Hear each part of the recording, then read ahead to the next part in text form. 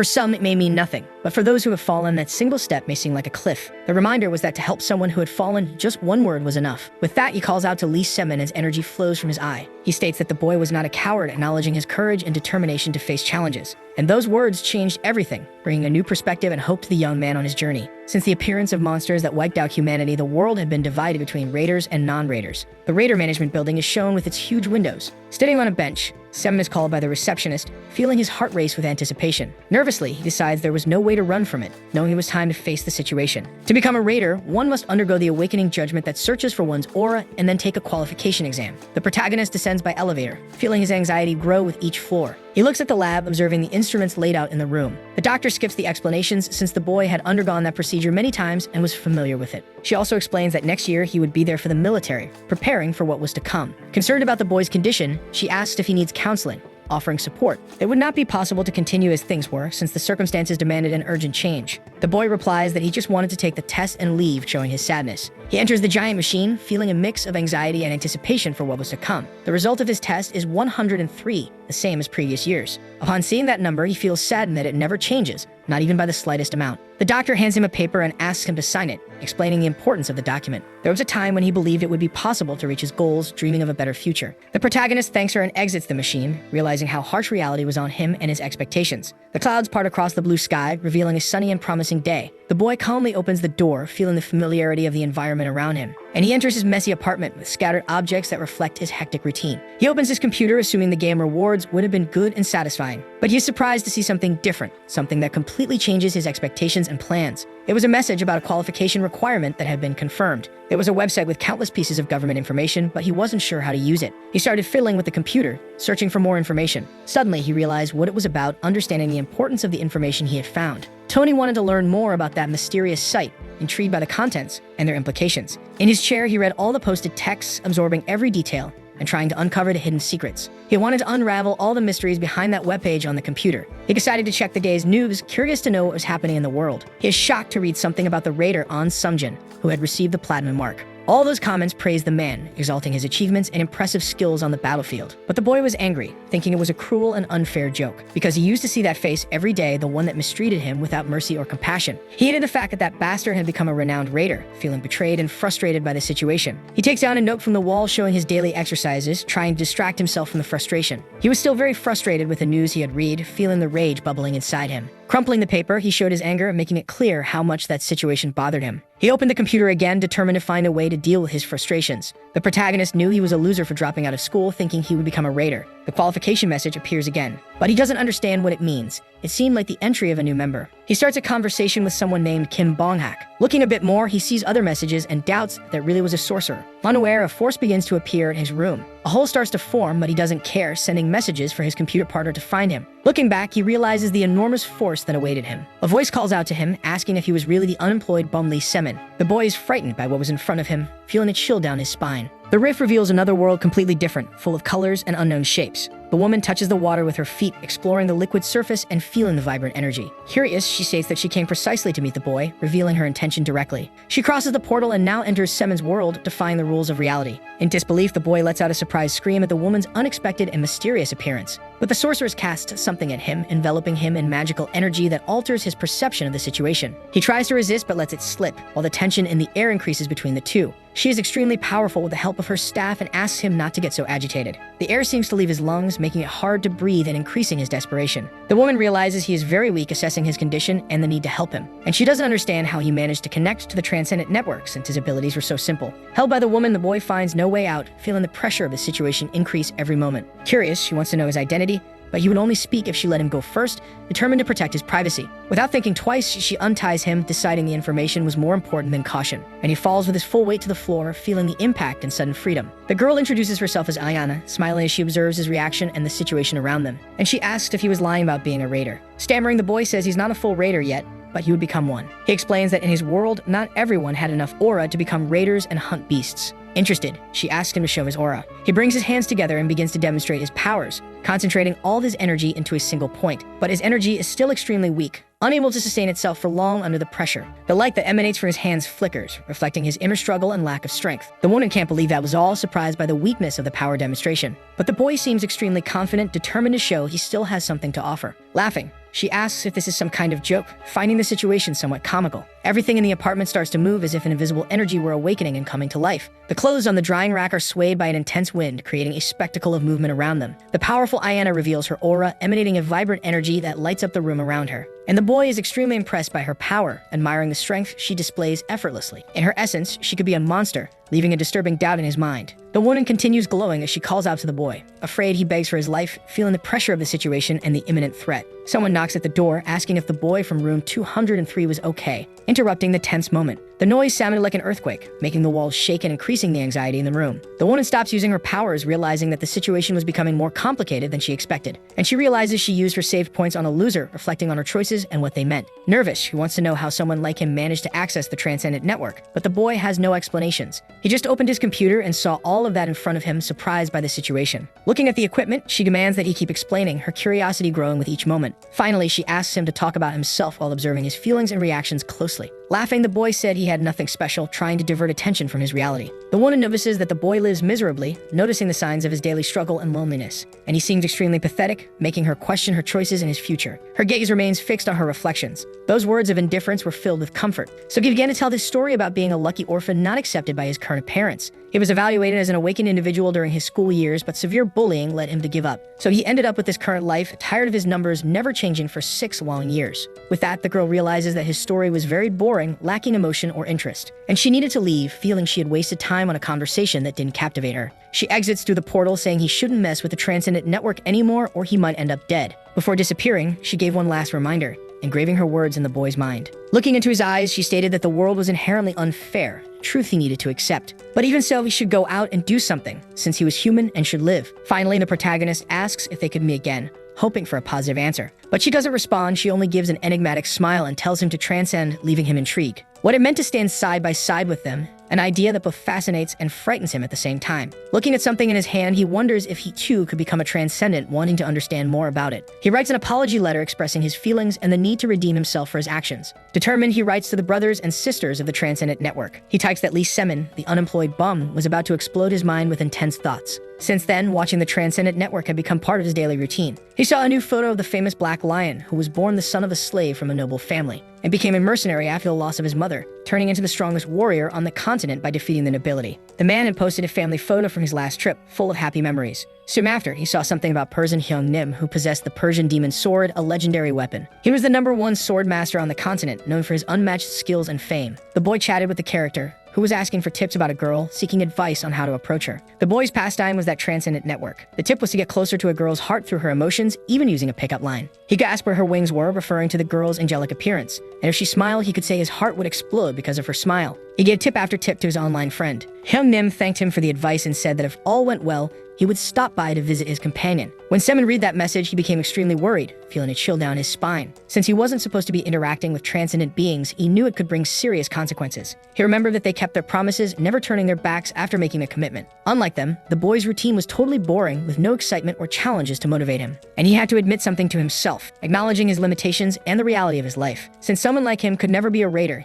he felt trapped in his own mediocrity. Distressed, he grabbed a bottle, seeking a way to escape his thoughts and frustrations, and he drank the entire contents at once, trying to drown his worries and inner pain. Tired, he threw himself on the bed, seeking a bit of comfort after an exhausting day. With eyes full of tears, he realized he had created false hopes about himself, reflecting on his choices. Until now, he had never imagined anything different, feeling stuck in a cycle of disappointment and frustration. He really wanted to become a true raider and prove that he hadn't been wrong all this time. He wanted to proudly show them his achievements, but the reality was very different. But after being stuck at level 103, 6 years must have passed with no progress. And now the character couldn't even get out of bed, feeling completely defeated and unmotivated. Just using his computer for days, he got lost in a cycle of apathy and loneliness. He wrote a message saying he truly wanted to change his life. While drinking a little more from his bottle, he tried to find the courage to change his situation. With bravery, he made a post hoping his words might resonate with someone who would understand. And he fell asleep, collapsing on top of the laptop, exhausted and without energy. Sometime later, he began to wake up, feeling the confusion and disorientation around him. With a hand on his face, he realized he had slept, surprised by how much time had passed without him noticing. His face turned red upon realizing he had written something on the forum while drunk. He began scrolling through the pages and reading everything there,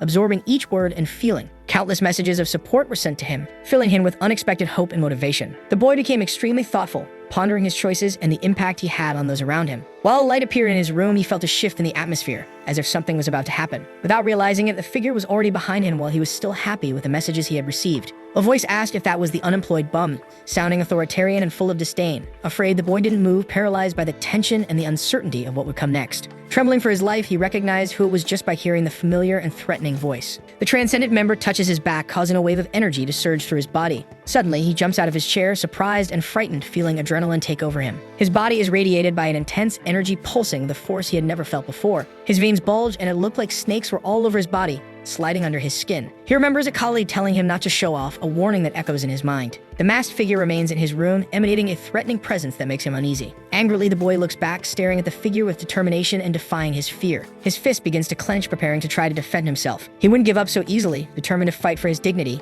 and for a better future. He tries to dodge the masked figure while enduring the pain. Suddenly, the two characters are in a completely different place. Lost, the boy doesn't recognize the space. Dako Chiyama, the greatest martial artist in history, declares that Semen would no longer be a coward. In a world where modern fantasy intertwines with reality, a young man finds himself facing unimaginable challenges. Amid intense battles and surprising discoveries, he realizes that his strength is unmatched, capable of shaking even the most powerful opponents. Rumors about his ability spread quickly, drawing the attention of allies and enemies alike. His body, once used to a mundane routine, now adapts to a new reality where extraordinary powers manifest. The sudden feeling of lightness suggests that something has deeply changed within him. As he faces increasingly difficult trials, he encounters legendary figures like the Great Witch Lyanna, whose strength is admired by many. But even when facing such formidable beings, he realizes that he has the potential to go beyond, to bend the world to his will. Between battles and moments of introspection, the journey continues. Each step brings him closer to an unknown destiny where hidden secrets await to be revealed. In a moment of solitude, he looked around and realized that after all the cleaning, the only remnant of trash left in that room was himself. The feeling of inadequacy hit him, but deep down, a flame of determination still burned. Destiny belonged to the persistent, to those who refused to give up. To change his own path, he needed to become the strongest, the one who invades and conquers without hesitation. And the stars shine for those who gaze at them, and you wish to reach that light. The memories of the past returned, bringing with them the recollection of a striking encounter and words that echoed in his mind. He had never been a coward and needed to prove it. Exhaustion took over his body after a simple run, and hunger became unbearable. Still, he knew he couldn't stop. Deep down, he always knew he needed to change. The repression of what was weak and useless had to end. If he wanted a new beginning, he would have to seek strength with his own hands. The world offered no mercy to the weak. Only those who grow stronger have the right to move forward. Upon entering a gym, he found himself in an environment filled with the smell of sweat and determination. In front of him, an extremely muscular man watched him with interest. Trainer Kim Deokwa quickly noticed his presence. His experienced gaze caught something in the newcomer, as if he could sense his hesitation. Without mincing words, he asked if the newcomer was really there to train. Then the atmosphere grew tense for a moment, but there was no turning back. With no other option, he followed the trainer's instructions and began the warm-up. With the intense pace, the toll soon came, and his body began to feel the effects of the effort. Kim Deokba, however, noticed something different. There was a foundation there, a remnant of past conditioning. Smiling confidently, the trainer assured him that with dedication, he could regain his form quickly. And the training continued, and exhaustion wasn't long in coming. Gasping, he tried to catch his breath, realizing that this journey would be more challenging than he had imagined. But if he wanted to change, there was no other path to follow. His training intensified and pushed his body to the limit. Every muscle burned, every breath felt insufficient, but the trainer's words echoed in his mind. There was no room for hesitation. If he fell, he had to get up. And if he wanted to change, he had to act without doubting himself. Determined not to give up, he forced his legs to move again. His problem wasn't a lack of strength or endurance, but a lack of confidence. With a new drive, he kept going even when exhaustion threatened to bring him down. When the training finally ended, a rare feeling of accomplishment took hold of him. It had been a long time since he had felt that sensation, as if he were truly moving forward, but it was still only the beginning. Upon returning home, he remembered something important. The advice of a certain brother, Dako Chiyama, came to mind: to check the tip board. Accessing the system, he came across a new challenge. A specific mission had been assigned to him. To move forward, he needed to reduce his weight to under 100 kilograms. At first, his shock quickly gave way to determination. If that was the first step toward achieving his goal, then there was no choice but to face the challenge head-on. With the mission clear in his mind, Lee Seimin decided he would do the impossible to reach his goal. Reducing his weight to under 100 kilograms would not be easy, but he was determined. Every day he went out to run, ignoring exhaustion and muscle pain. At the beginning, each step felt like torment, but he kept pushing to overcome his own limits. Sweat soaked his clothes and his breath faltered, but the goal was clear. He could not give up. As the days passed, the changes began to show. His body was no longer as heavy. His movements were more agile, and even those around him started to notice. Some were impressed to see him running tirelessly, while others simply watched, doubting his persistence. Looking at the scale, he wondered if he had already lost a bit of weight. Even if the progress was slow, he knew he was on the right path. With this renewed motivation, he decided he would push even harder the next day. The transformation was not only physical but also mental. He was no longer the same man as before, and little by little, he was getting closer to becoming truly strong. Every drop of sweat that fell to the ground was proof of Lee Seaman's unwavering effort. He knew that if he wanted to become stronger, he had to keep going, regardless of the pain or fatigue. His intense training did not go unnoticed. Other gym goers began to notice his dedication, admiring his determination. It was rare to see someone putting in so much effort, however, not everyone shared the same respect. Between ordinary people and the so-called invaders, there was an insurmountable barrier. Even those at lower levels who had surpassed the blue mark possessed physical capabilities far beyond normal humans.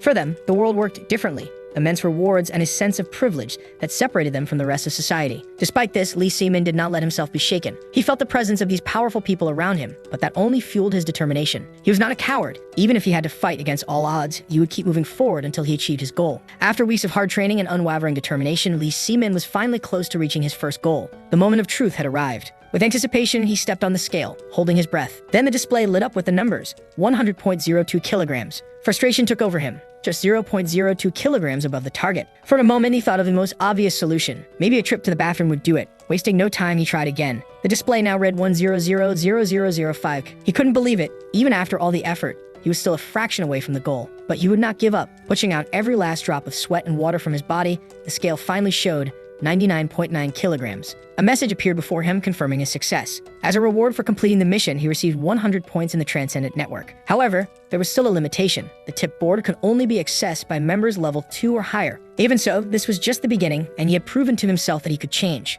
Now all that remained was to keep moving forward. After accessing the Transcendent Network tip board, Lee Seaman realized that increasing his level required 100 points. Determined, he didn't hesitate to confirm his decision. In front of him, several posts appeared, covering various topics. From legendary martial techniques to hidden mysteries about the invaders, everything seemed possible within that space. Some posts promised unbelievable abilities, while others talked about unexplained phenomena. With each reading, 100 points were deducted, and to publish something, the cost was 200 points. However, any view received on one's own post generated a return of 10 points. As a celebration for the first access, he had the chance to read one post without spending anything. His attention was immediately drawn to the unemployed bum Lee Seaman. The author of the post was none other than Dako Chiyama, the greatest demonic martial artist. Upon opening the post, he was introduced to a transcendental ability called Void Severance. The text explained that the flow of internal energy begins in the lower dantian and circulates through the entire body, completing a cycle. However, those with severed meridians were unable to perform this circulation correctly, causing their energy to dissipate like smoke. The solution presented was clear. If an appropriate cultivation method were applied, then the circulation of internal energy could be restored, allowing the body to escape this limitation. Dako Chiyama claimed he would transmit this transcendental ability to those who followed his instructions.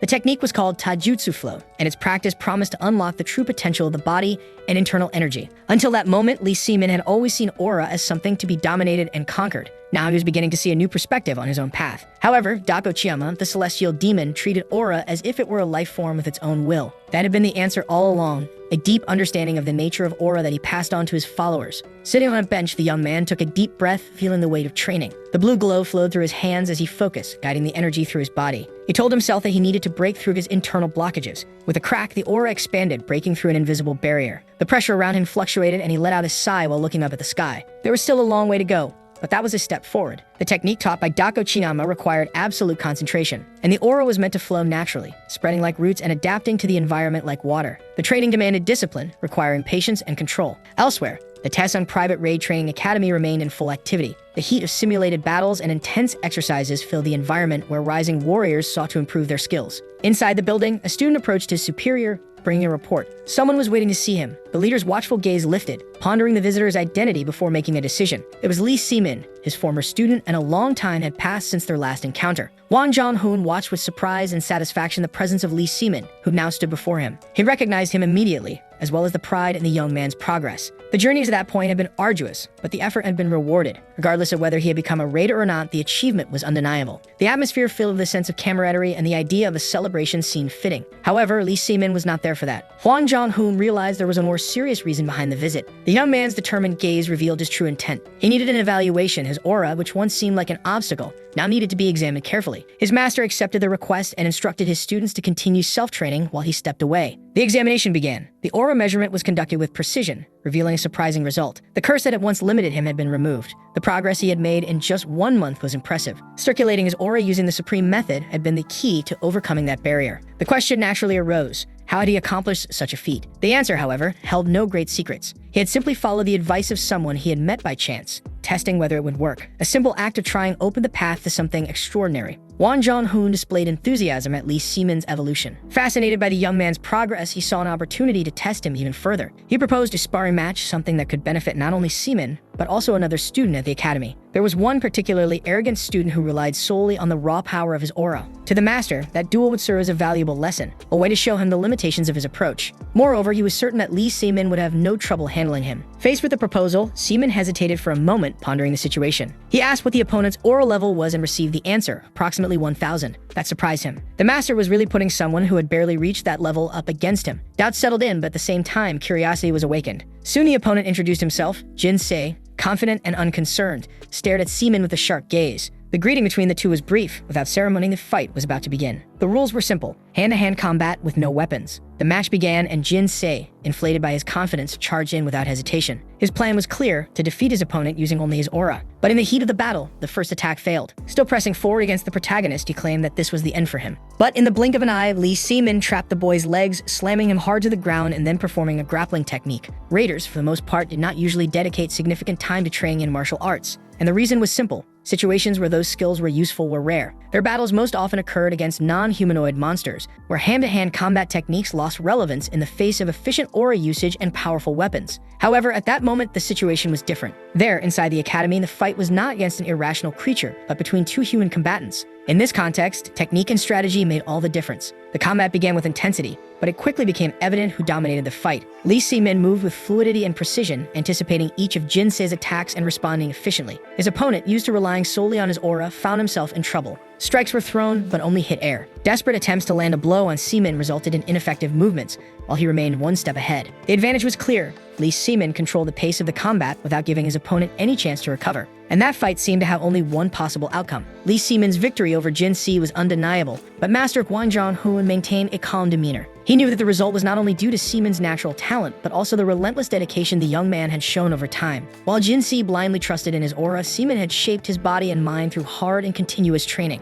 That fight had come to an end, but the impact of the victory did not go unnoticed. Lee Se-min's name began to spread, drawing the attention of other students and even newcomers who aspired to follow a similar path. Amid the whispers in the academy, comments about his impressive transformation spread quickly. And among the curious, a hesitant young man approached, showing admiration and disbelief. He asked whether Se-min's physical change had really occurred in just 3 months. The answer was direct: it was possible as long as there was determination and genuine effort. Inspired, the young man expressed his desire to reach the same level. However, before beginning any journey, he was reminded of something essential: respect for hierarchy. Before asking Lee Se-min for guidance, he should show consideration to the true leader of the place. Director Kim Deok-ba finally introduced himself. With a firm yet welcoming expression, he invited the new recruits for a more private conversation in his office. Then the atmosphere was filled with expectation, but one question lingered in the air: would those newcomers have the willpower necessary to endure the same path Lee Se-min had walked? The new recruits demonstrated unwavering determination. Without any hesitation, they accepted the terms without the possibility of withdrawal, and even stamped the documents, sealing their commitment to the training. Director Kim Deok-ba watched the scene with a satisfied smile.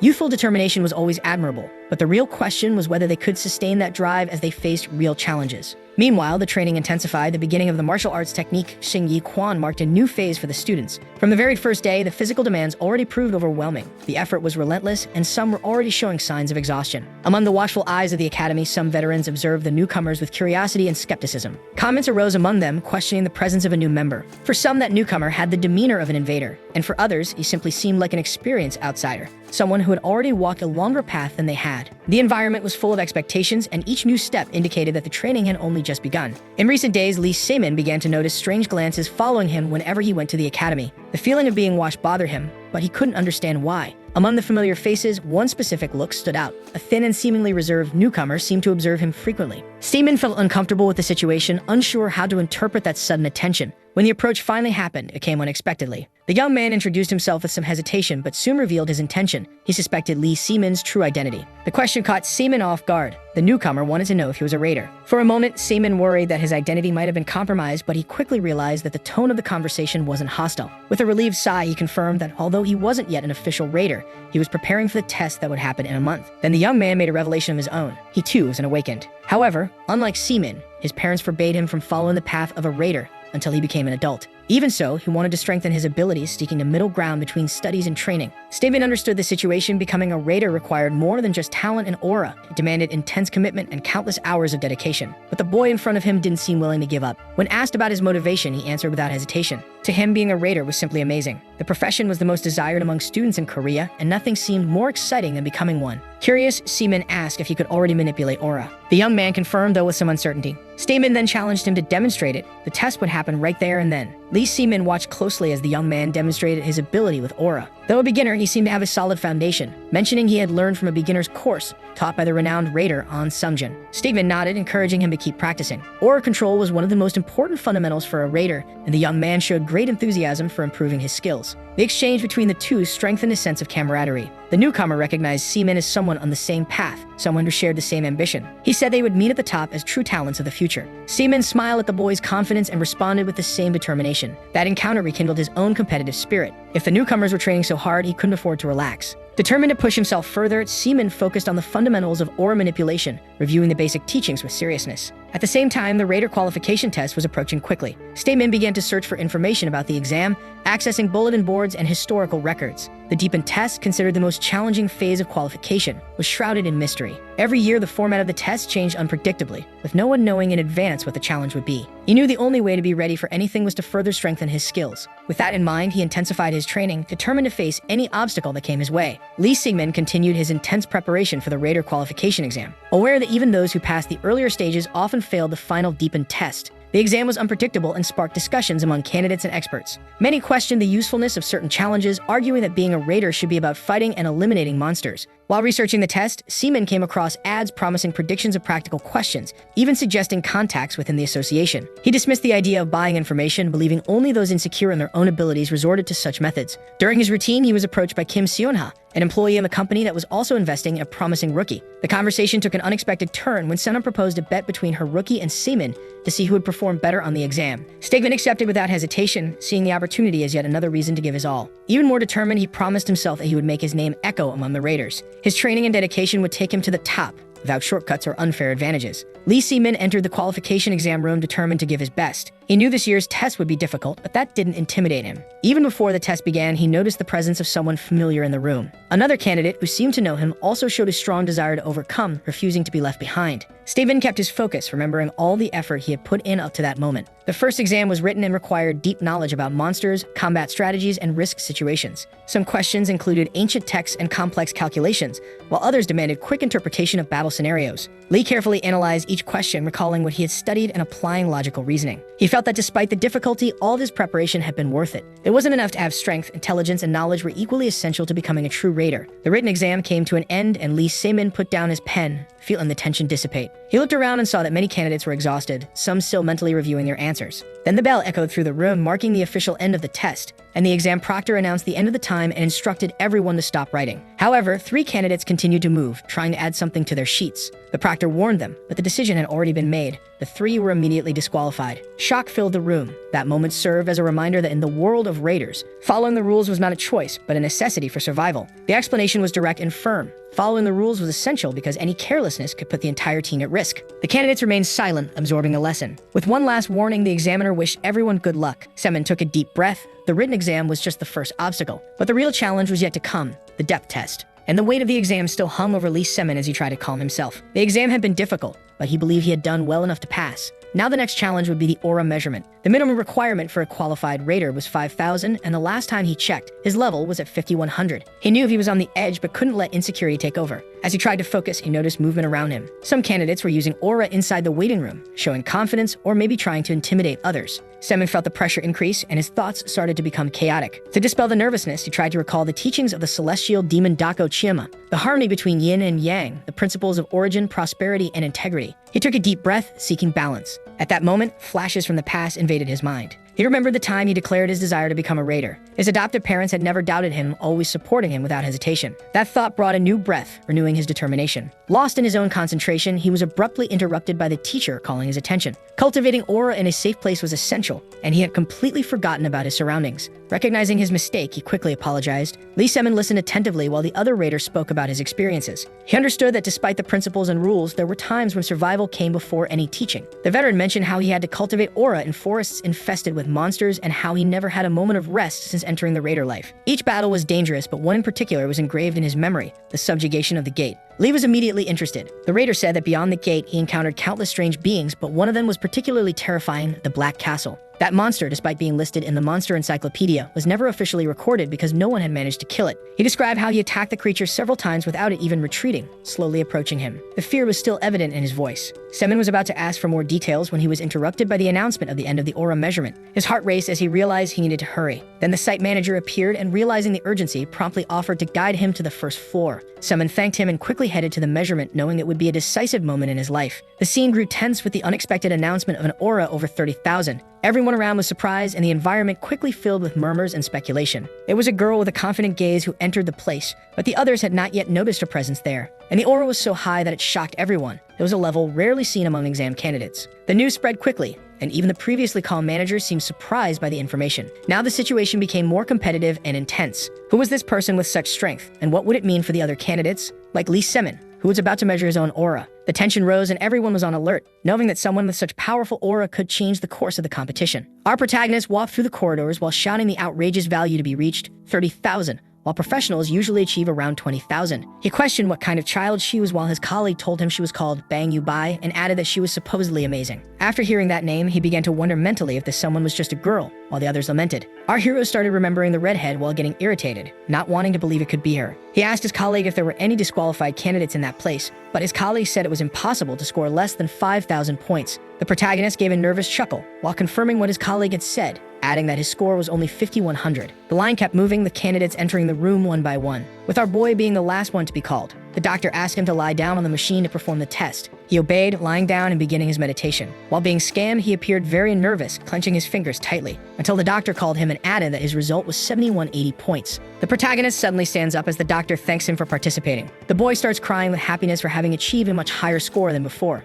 and he begins to thank endlessly, as if he were giving praise to God for the result. Then he starts thanking the doctor, wishing him a very prosperous year ahead, while people around him watch the scene with confusion. Finally, he exits the examination room, throwing his arms into the air and letting out a shout of joy. As he walks down the hallway, he starts replying to messages on his phone about his test and inviting the person he's chatting with to hang out. Sometime later in the late afternoon of that day, our boy is whistling a tune while waiting inside a cafe that looks a lot like Starbucks. Still filled with happiness, he keeps thinking about how the world is such an amazing place until something catches his attention. He notices that the red-haired girl is passing by on the street. This makes him quite irritated, as the girl shows not even a hint of humility. As her group passes by, he observes the weapons of the adventurers with her and how they shine elegantly. He keeps admiring those weapons while thinking to himself, when a hand suddenly approaches his back from behind. A boy with glasses startles him by shouting and calling him brother while giving him a shove. He follows that up by asking how the test went. Our boy says the test went incredibly well and asks what they like to eat, with his brother saying he wants pork belly. Said and done, they order the super elegant and decorated dish. With determination, the protagonist says he's offering this out of the kindness of his heart and generosity, so if they don't eat it,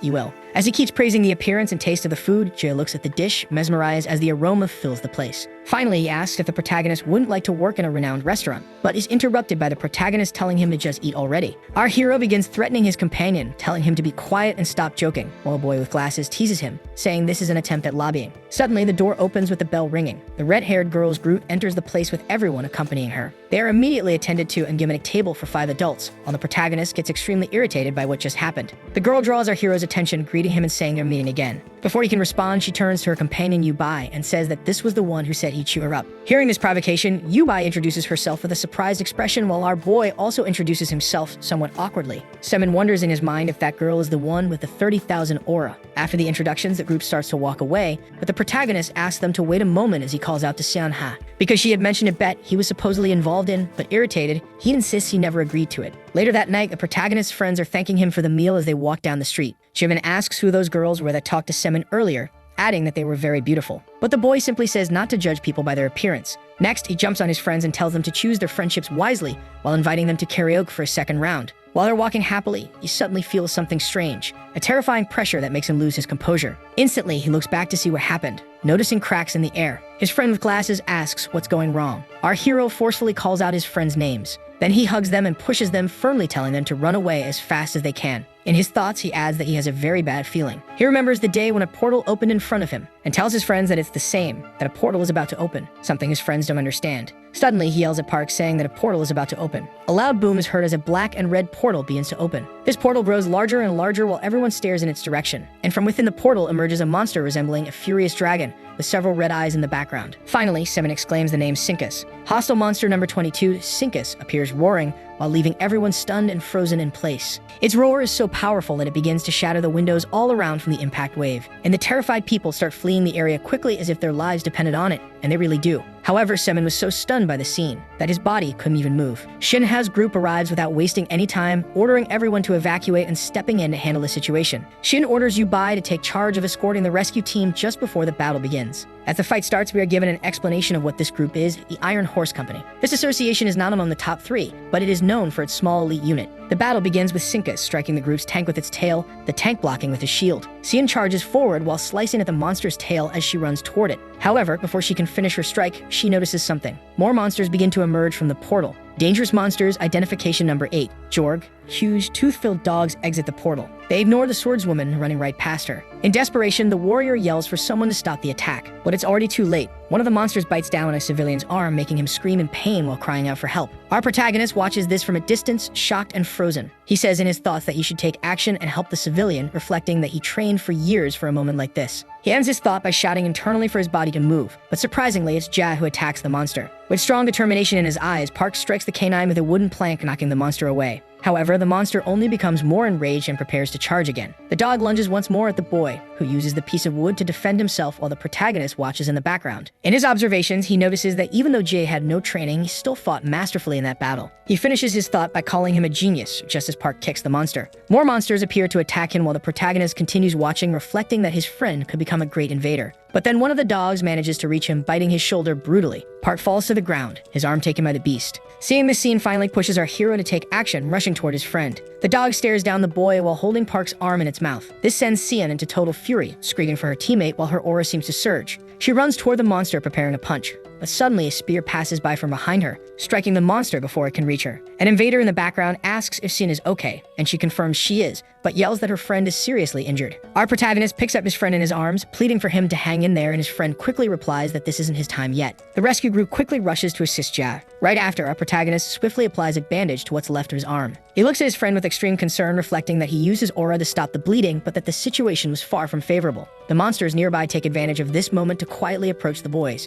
But Xian from behind screams with rage, drawing the monsters toward her. Her aura echoes down the entire street, catching the attention of all the canines. One of her teammates asks if she's okay, to which the woman simply replies that she's fine and that the monster is too fast for something so large. She adds that she's trying to hit a vital point, but that it's difficult to reach the monster's head. Her teammate says that the Guangya rescue group has arrived, so they could try attacking together and finish the monster. And no sooner said than done. The monster is caught off guard by the simultaneous attacks. Without wasting time, the redhead and her group already position themselves to strike. Xian jumps across shops and signboards to gain more altitude. She finishes by leaping directly at the monster from above to attack it from the air. She prepares a solid thrust with her ninjato imbued with aura. And as she delivers her blow, she shouts for the monster to just fall and leave this world. She pierces its head in a devastating strike that causes a massive shockwave, slamming it to the ground. The monster mutters while staggering after the blow. But in the end, it collapses onto the cracked ground and slowly fades away. Sinkus is no longer moving, and one of the invaders thanks everyone for their work while another calls for the healing team. The portal begins to close, only 10 seconds remain until it's all over. But something bothers our protagonist, who keeps staring at the portal, thinking it feels like something is still there. And there really was a huge humanoid monster with massive fangs. Our hero stares in fear at the scene because what's in front of him is an orc. The portal, which should have been closed, remained open. Our hero keeps staring at it, terrified. From inside the portal, the creature continues staring at them. His injured friend calls out in pain, saying, "Hyun." Semin immediately responds, calling out to his friend and asking if he's okay. But his friend is only worried about the civilian. Our hero confirms to his friend that thanks to him, the man is safe. Jae adds that he didn't ask for that, but in the end, he turned out to be a good invader. A bit saddened, our protagonist simply agrees with those words while holding his friend in his arms. Looking at him with a gentle expression, he confirms once again, Inji was absolutely right, he did a good job. The next morning, our protagonist is running a marathon while reflecting on what happened. The damage to the city had been restored and everyone returned to their normal lives. However, fighting monsters is much harder than expected.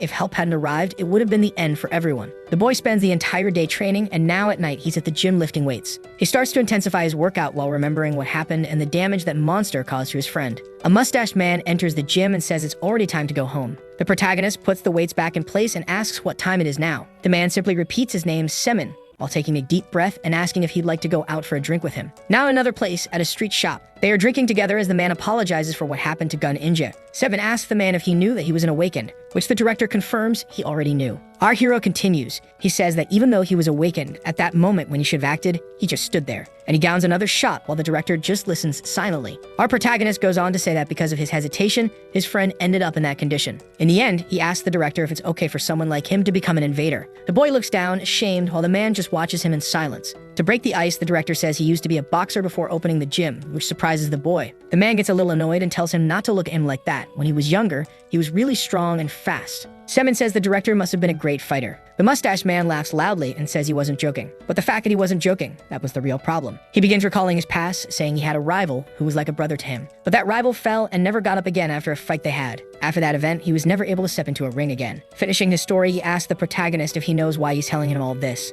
The boy questions the reason, and the older man simply adds that he told the story so Semin doesn't become someone mediocre. Bombarding the boy with questions, the man keeps firing words, asking if Semin is just going to stand around crying and do nothing. The boy tries to reject the statements, but is interrupted by the director saying there's no such thing as a perfect human being. In fact, he himself couldn't continue his career after seeing his opponent on the ground, but all humans make mistakes. And in the end, everyone tries to fix their flaws. But of course, that's just as terrifying. But in the end, fear doesn't matter because no matter what has happened or will happen, you must keep moving forward. They both toast their shots at the end of the monologue. And finally, a man asks Semin if he thinks he could beat him in a fight, with the protagonist laughing and saying he thinks the old man would win. The old man, excited, says that compared to today, his younger self was super scrawny and weak. But he adds that even so, if he fights the boy today, he might lose because of his age. But in the end, he's still stronger than an average human, finishing his speech by saying he believes Semin will become a great man in the future. Semin drinks his last shot and firmly states that yes, he agrees with the old man. The next day, in another place called Tason Academy, our protagonist was training in virtual reality with the help of his instructor. He was currently repeating combat simulations against Zorgs, the same Nightwolf from his trauma. And it was clear how determined he was to do well in his training, with his aura filling his sword. Next, the virtual wolf appears in front of him, and without wasting time, it charges at the hero. But he instantly defends himself, using his sword to block the canine's jaws. He ends the combat with a swift circular movement that slices the monster in half. The monster begins dissolving into the air while the protagonist starts to relax his body, reflecting in thought that the monster was far too weak, and his trainer yells at him saying that Semin should not give in to fear or anger, then asks him if he wants to continue, to which the hero simply confirms, ending his statement by saying that this time he wants to fight Isinkus. The virtual monster is deconstructed in front of him. A gigantic dragon wolf now stares at him directly. Semin readies himself with his sword while facing the monster towering above him. He then charges forward with violent force toward the creature, and delivers a circular strike to its front leg. Upon receiving the blow, the monster instantly regenerates and tries to strike the protagonist with its tail, but he ducks to avoid it. He rises quickly, gripping his sword in a defensive stance. The monster charges at him with one of its paws, trying to crush him, but again the boy dodges. Unifying form and will, Xingyu Quan, a martial art that flows with the mind. San advances with his sword glowing against the wolf, and delivers a precise strike to the creature's neck, with a massive aura radiating from the slash. Sinkus howls in pain as he watches while the protagonist finishes his attack. With the monster defeated, Semin reflects in thought that the more he trains, the more he reacts purely by reflex. He takes a deep breath for a moment while beginning to recall the day when it all happened, and reflects that everything could have been different if he had taken action, regretting not being able to turn back time. Sinkus is summoned again, this time in the second stage of the simulation. The monster, even bigger and stronger, roars at the protagonist who does not flinch and already prepares for another battle. We fast forward in time to the day of the second test, now present at the Coliseum for another trial. Our protagonist is wearing a uniform similar to a police uniform in the middle of the crowd. One of the staff members asks what kind of weapon the boy will use, and he requests a sword. But when he grabs the wooden sword, he reflects in thought that it's poorly made even for training purposes. Around him, it's said that there's an immortal present, someone with a platinum mark, Li Yun, who's overseeing the exam. At the Coliseum microphone, a classy man with glasses begins his speech congratulating those who passed the first test and explaining the second. Now the test will be a rescue scenario. The equipment of those present has sensors that will disqualify them if they receive a fatal hit. The rules are simple. defeat as many opponents as possible and be the last one standing. After signing the contract, all that's left is to enter the testing area. In the end, he wishes everyone good luck. The massive gate opens, revealing the sun outside, a vast, sunny park filled with trees. Only 5 minutes remain before everything begins. During that time, everyone is free to choose a place to stay. The game begins and a protagonist simply stands still in the same spot. One of the extras asks him what he's doing just standing there. Semin remains silent, just wondering if that man was thinking the same thing as him, just standing still and observing. But the man simply says they'll have to fight first. However, before he can finish his sentence, our protagonist already strikes him with a vertical downward slash, one that gets blocked. His opponent tries to counter with a horizontal circular strike while calling him impatient, but the attack is dodged. The fight between the two intensifies as the spearman strikes repeatedly, taking advantage of his reach. He was already celebrating victory, but before he realizes it, one of his strikes is deflected by the sword. The hero captures the opponent's spear using the mother guard of his bladed weapon, and just as his opponent begins to taunt him, he drops his weapon and charges at his opponent, grabbing the man's face with the palm of his hand. Our boy already prepares a punch against the spearman, who questions why the protagonist threw away his weapon. A loud bang echoes through the air, and an announcement is made to all players minus 222 has been disqualified. Player number 13 has achieved the first kill of the event and will receive bonus points for the first victory.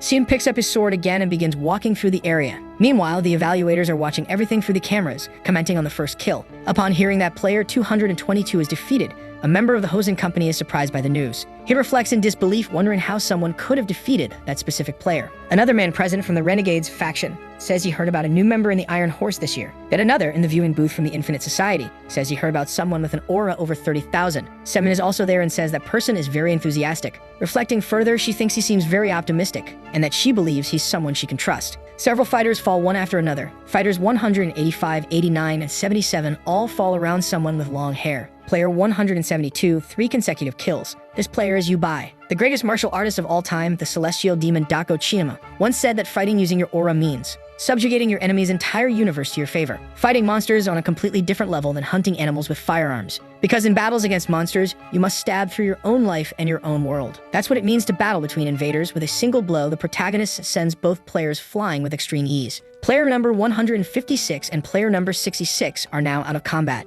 Watching from the booth, the members present praise the hero's speed. As they wonder where he came from, the man in the dark suit asks if he would be a good candidate for the Wuduk Association. The redhead jumps up from her chair in shock. One of the men present asks if she knows who he is, and Semin shouts that yes, she knows him. Back in the game, we see one of the participants terrified while holding his sword. Yubai charges at him at extreme speed, wielding her weapon, and strikes him with a precise thrust to the chest. She takes a deep breath after defeating her opponent. Another player, number 27, is now out of combat. The girl reflects and thought about who her next opponent might be, until she hears something in the background that catches her attention. And when she turns around, she's face to face with the protagonist. She tries to remember who he is, recalling the day of the wolf attack, remembering that he was just trembling with fear and couldn't do anything. The hero looks at her with a very serious expression, and she gives him a smile, saying it's been a while since they've seen each other. As she watches Semin, she reflects that he was the one who made the bet with Sion and calls him insignificant. But she notices the number of kills he's made, wondering if he might be that type of person. Someone with a very high skill level, but who's terrified of monsters. She finishes her thought and calls him to fight. She prepares a horizontal swing with her sword, and with a quick leg sweep, she tries to slash the boy's face.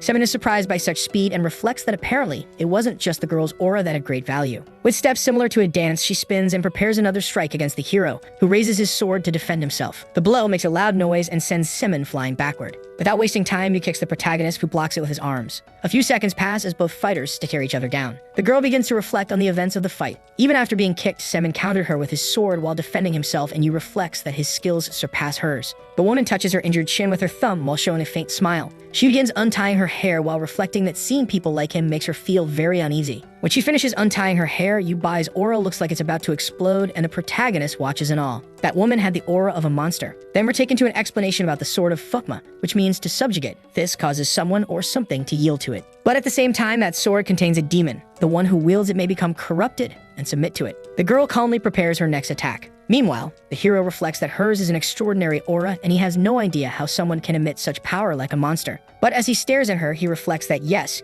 he was very scared on the day of the monster attack. Then taking a step forward, he finishes his thought while facing his opponent with determination. He positions his sword toward her and prepares his aura for battle. The girl says to Semin that he looks different from the boy she saw last time, and our hero cynically replies that he adapts easily to situations, finishing by saying that he can't just run away again. They both stare at each other, Semin with seriousness and Yubai with superiority and malice, face to face in a final moment after the dialogue. And the first offensive move comes from Yubai, who charges quickly at the protagonist. He grips his sword tightly while gritting his teeth, preparing for impact. But before anything begins, time runs out. They were about to clash blades, but the timer ends just in time. This surprises both fighters who didn't expect that resolution. The loudspeakers continue explaining the end of the exam while both Semin and Yubai fall to the ground listening to the voices. In his thoughts, our protagonist sighs that he managed to survive. In another location, everyone is instructed to head to the indicated place. Now comes the final evaluation with a different format. The best players from rounds 1 and 2 won't get much rest. This is the twist of the exam. In front of the protagonist, he sees only a piece of paper and a pen, not understanding what kind of test he's facing now. This year, the final test will be an essay, which surprises everyone. The evaluator tells everyone to remain seated, as moving will result in disqualification. The test is based on answering the current question in 5,000 characters or less. The question is, why do you want to become an invader, and what is the mission of an invader to you? Whispers begin to spread through the room, but honestly, it feels like those elementary school questions. But while reflecting in thought, our boy deduces that the catch is, being generic in the answer will disqualify you. When all of this started, he was obsessed with becoming an invader to bring justice. He begins to remember his past while thinking about what he will write, remembering how his friends were beaten, reflecting that when he made the decision to become an invader, he thought he was doing the right thing. Since the weak are always left behind, he reflects on being an orphan, and that over time he realized he had been abandoned, now adopted by his current guardians. His new parents, those who answered his call, those who didn't need to say a single word for him to feel loved. He remembers his parents' words about who he wanted to become and about how everyone in the world has a purpose, adding that finding him was their purpose. They didn't need to say anything more complex for him to understand the message. After hearing the news that his biological mother had passed away, he believes they were saying those things because of that. His parents tell him not to push himself too hard in training and to take care of himself, something the protagonist simply agrees with. Then his father tells his son to stay strong in his name. When asked, he adds that C means world and Min means people. Become an invader to protect the people, Semin. His father finishes his advice while his son watches him in admiration. Then Semin finishes by thanking them for raising him as he bows to them. With 5 minutes remaining before the final deadline, the boy asks himself once more why he wants to become an invader and what is the mission of an invader to him. Humans fight monsters, and the only way to win is with their aura. Why did he receive this power, and why did he feel so connected to it? He questions these words while remembering the day he received the calling, saying that he wasn't a coward. To protect the world and peace, that was his reason, he concludes as he remembers his friend in his arms and his trainer. That's why he became an invader. The exam ends and a few days pass. Now we are at the hospital, seeing the protagonist open a door. This was the room of his friend Jed, who was reading at that moment. He asked his friend if he's doing okay, and the latter simply replies that the book was pretty cool and asks if Semin would like to read it. But the hero just says he's not really into that kind of reading. He then asks when Jay will be discharged, but his friend replies that it will be a while and that he plans to take the opportunity to study. Semin is surprised by that statement, and his friend gets irritated, saying that even if it doesn't seem like it, he's not that smart. Park asks if Semin knows what a quadratic formula is, and the protagonist answers that he doesn't. Just as a fun fact, this formula is called Bhaskara's formula here in Brazil. After hearing his friend's response, Jay laughs a lot and says Semin is worse than he is. Semin stays silent, looking at his friend as if grateful to see him well. But he breaks the silence, calling him by name, and adds that he will heal his arm, though it might take a while. His friend replies that he believes in him and that one day he'll become a firefighter. This statement surprises the protagonist, who questions the idea, but his friend just adds that firefighters are just as incredible as invaders. As he ruffles his friend's hair, our hero says goodbye, and Jay, with a smile on his face, says goodbye as well. But before the boy can leave, his friend asks when they'll see each other again. And the protagonist replies that probably in 2 years, and asks Jay to stay strong because he'll come back, finishing by firmly asking if he understood the message. Outside, our hero laments about the 2 years of youth he's going to lose, shouting to the skies that this is the purest tyranny of the state. Then we are reminded of the immortal unit, a special unit made up of those who failed the test. We are then introduced to their trainer calling out to them. He says that each person uses a specific weapon and asks if the protagonist thinks the state would provide every single one of them. At the weapon shop, the protagonist looks pretty down as he opens the door. A clerk greets him, and he just grumbles that he's in a hurry. The blonde guy asks if the hero is enlisting, which annoys him. Then the clerk asks what kind of weapon the boy is looking for, and he says he's looking for a claymore. The clerk says that this type of weapon has a deep style. Since it's a symbol of two-handed swords, they have a large selection. He continues talking about it, saying that the claymore is a weapon with a rich history,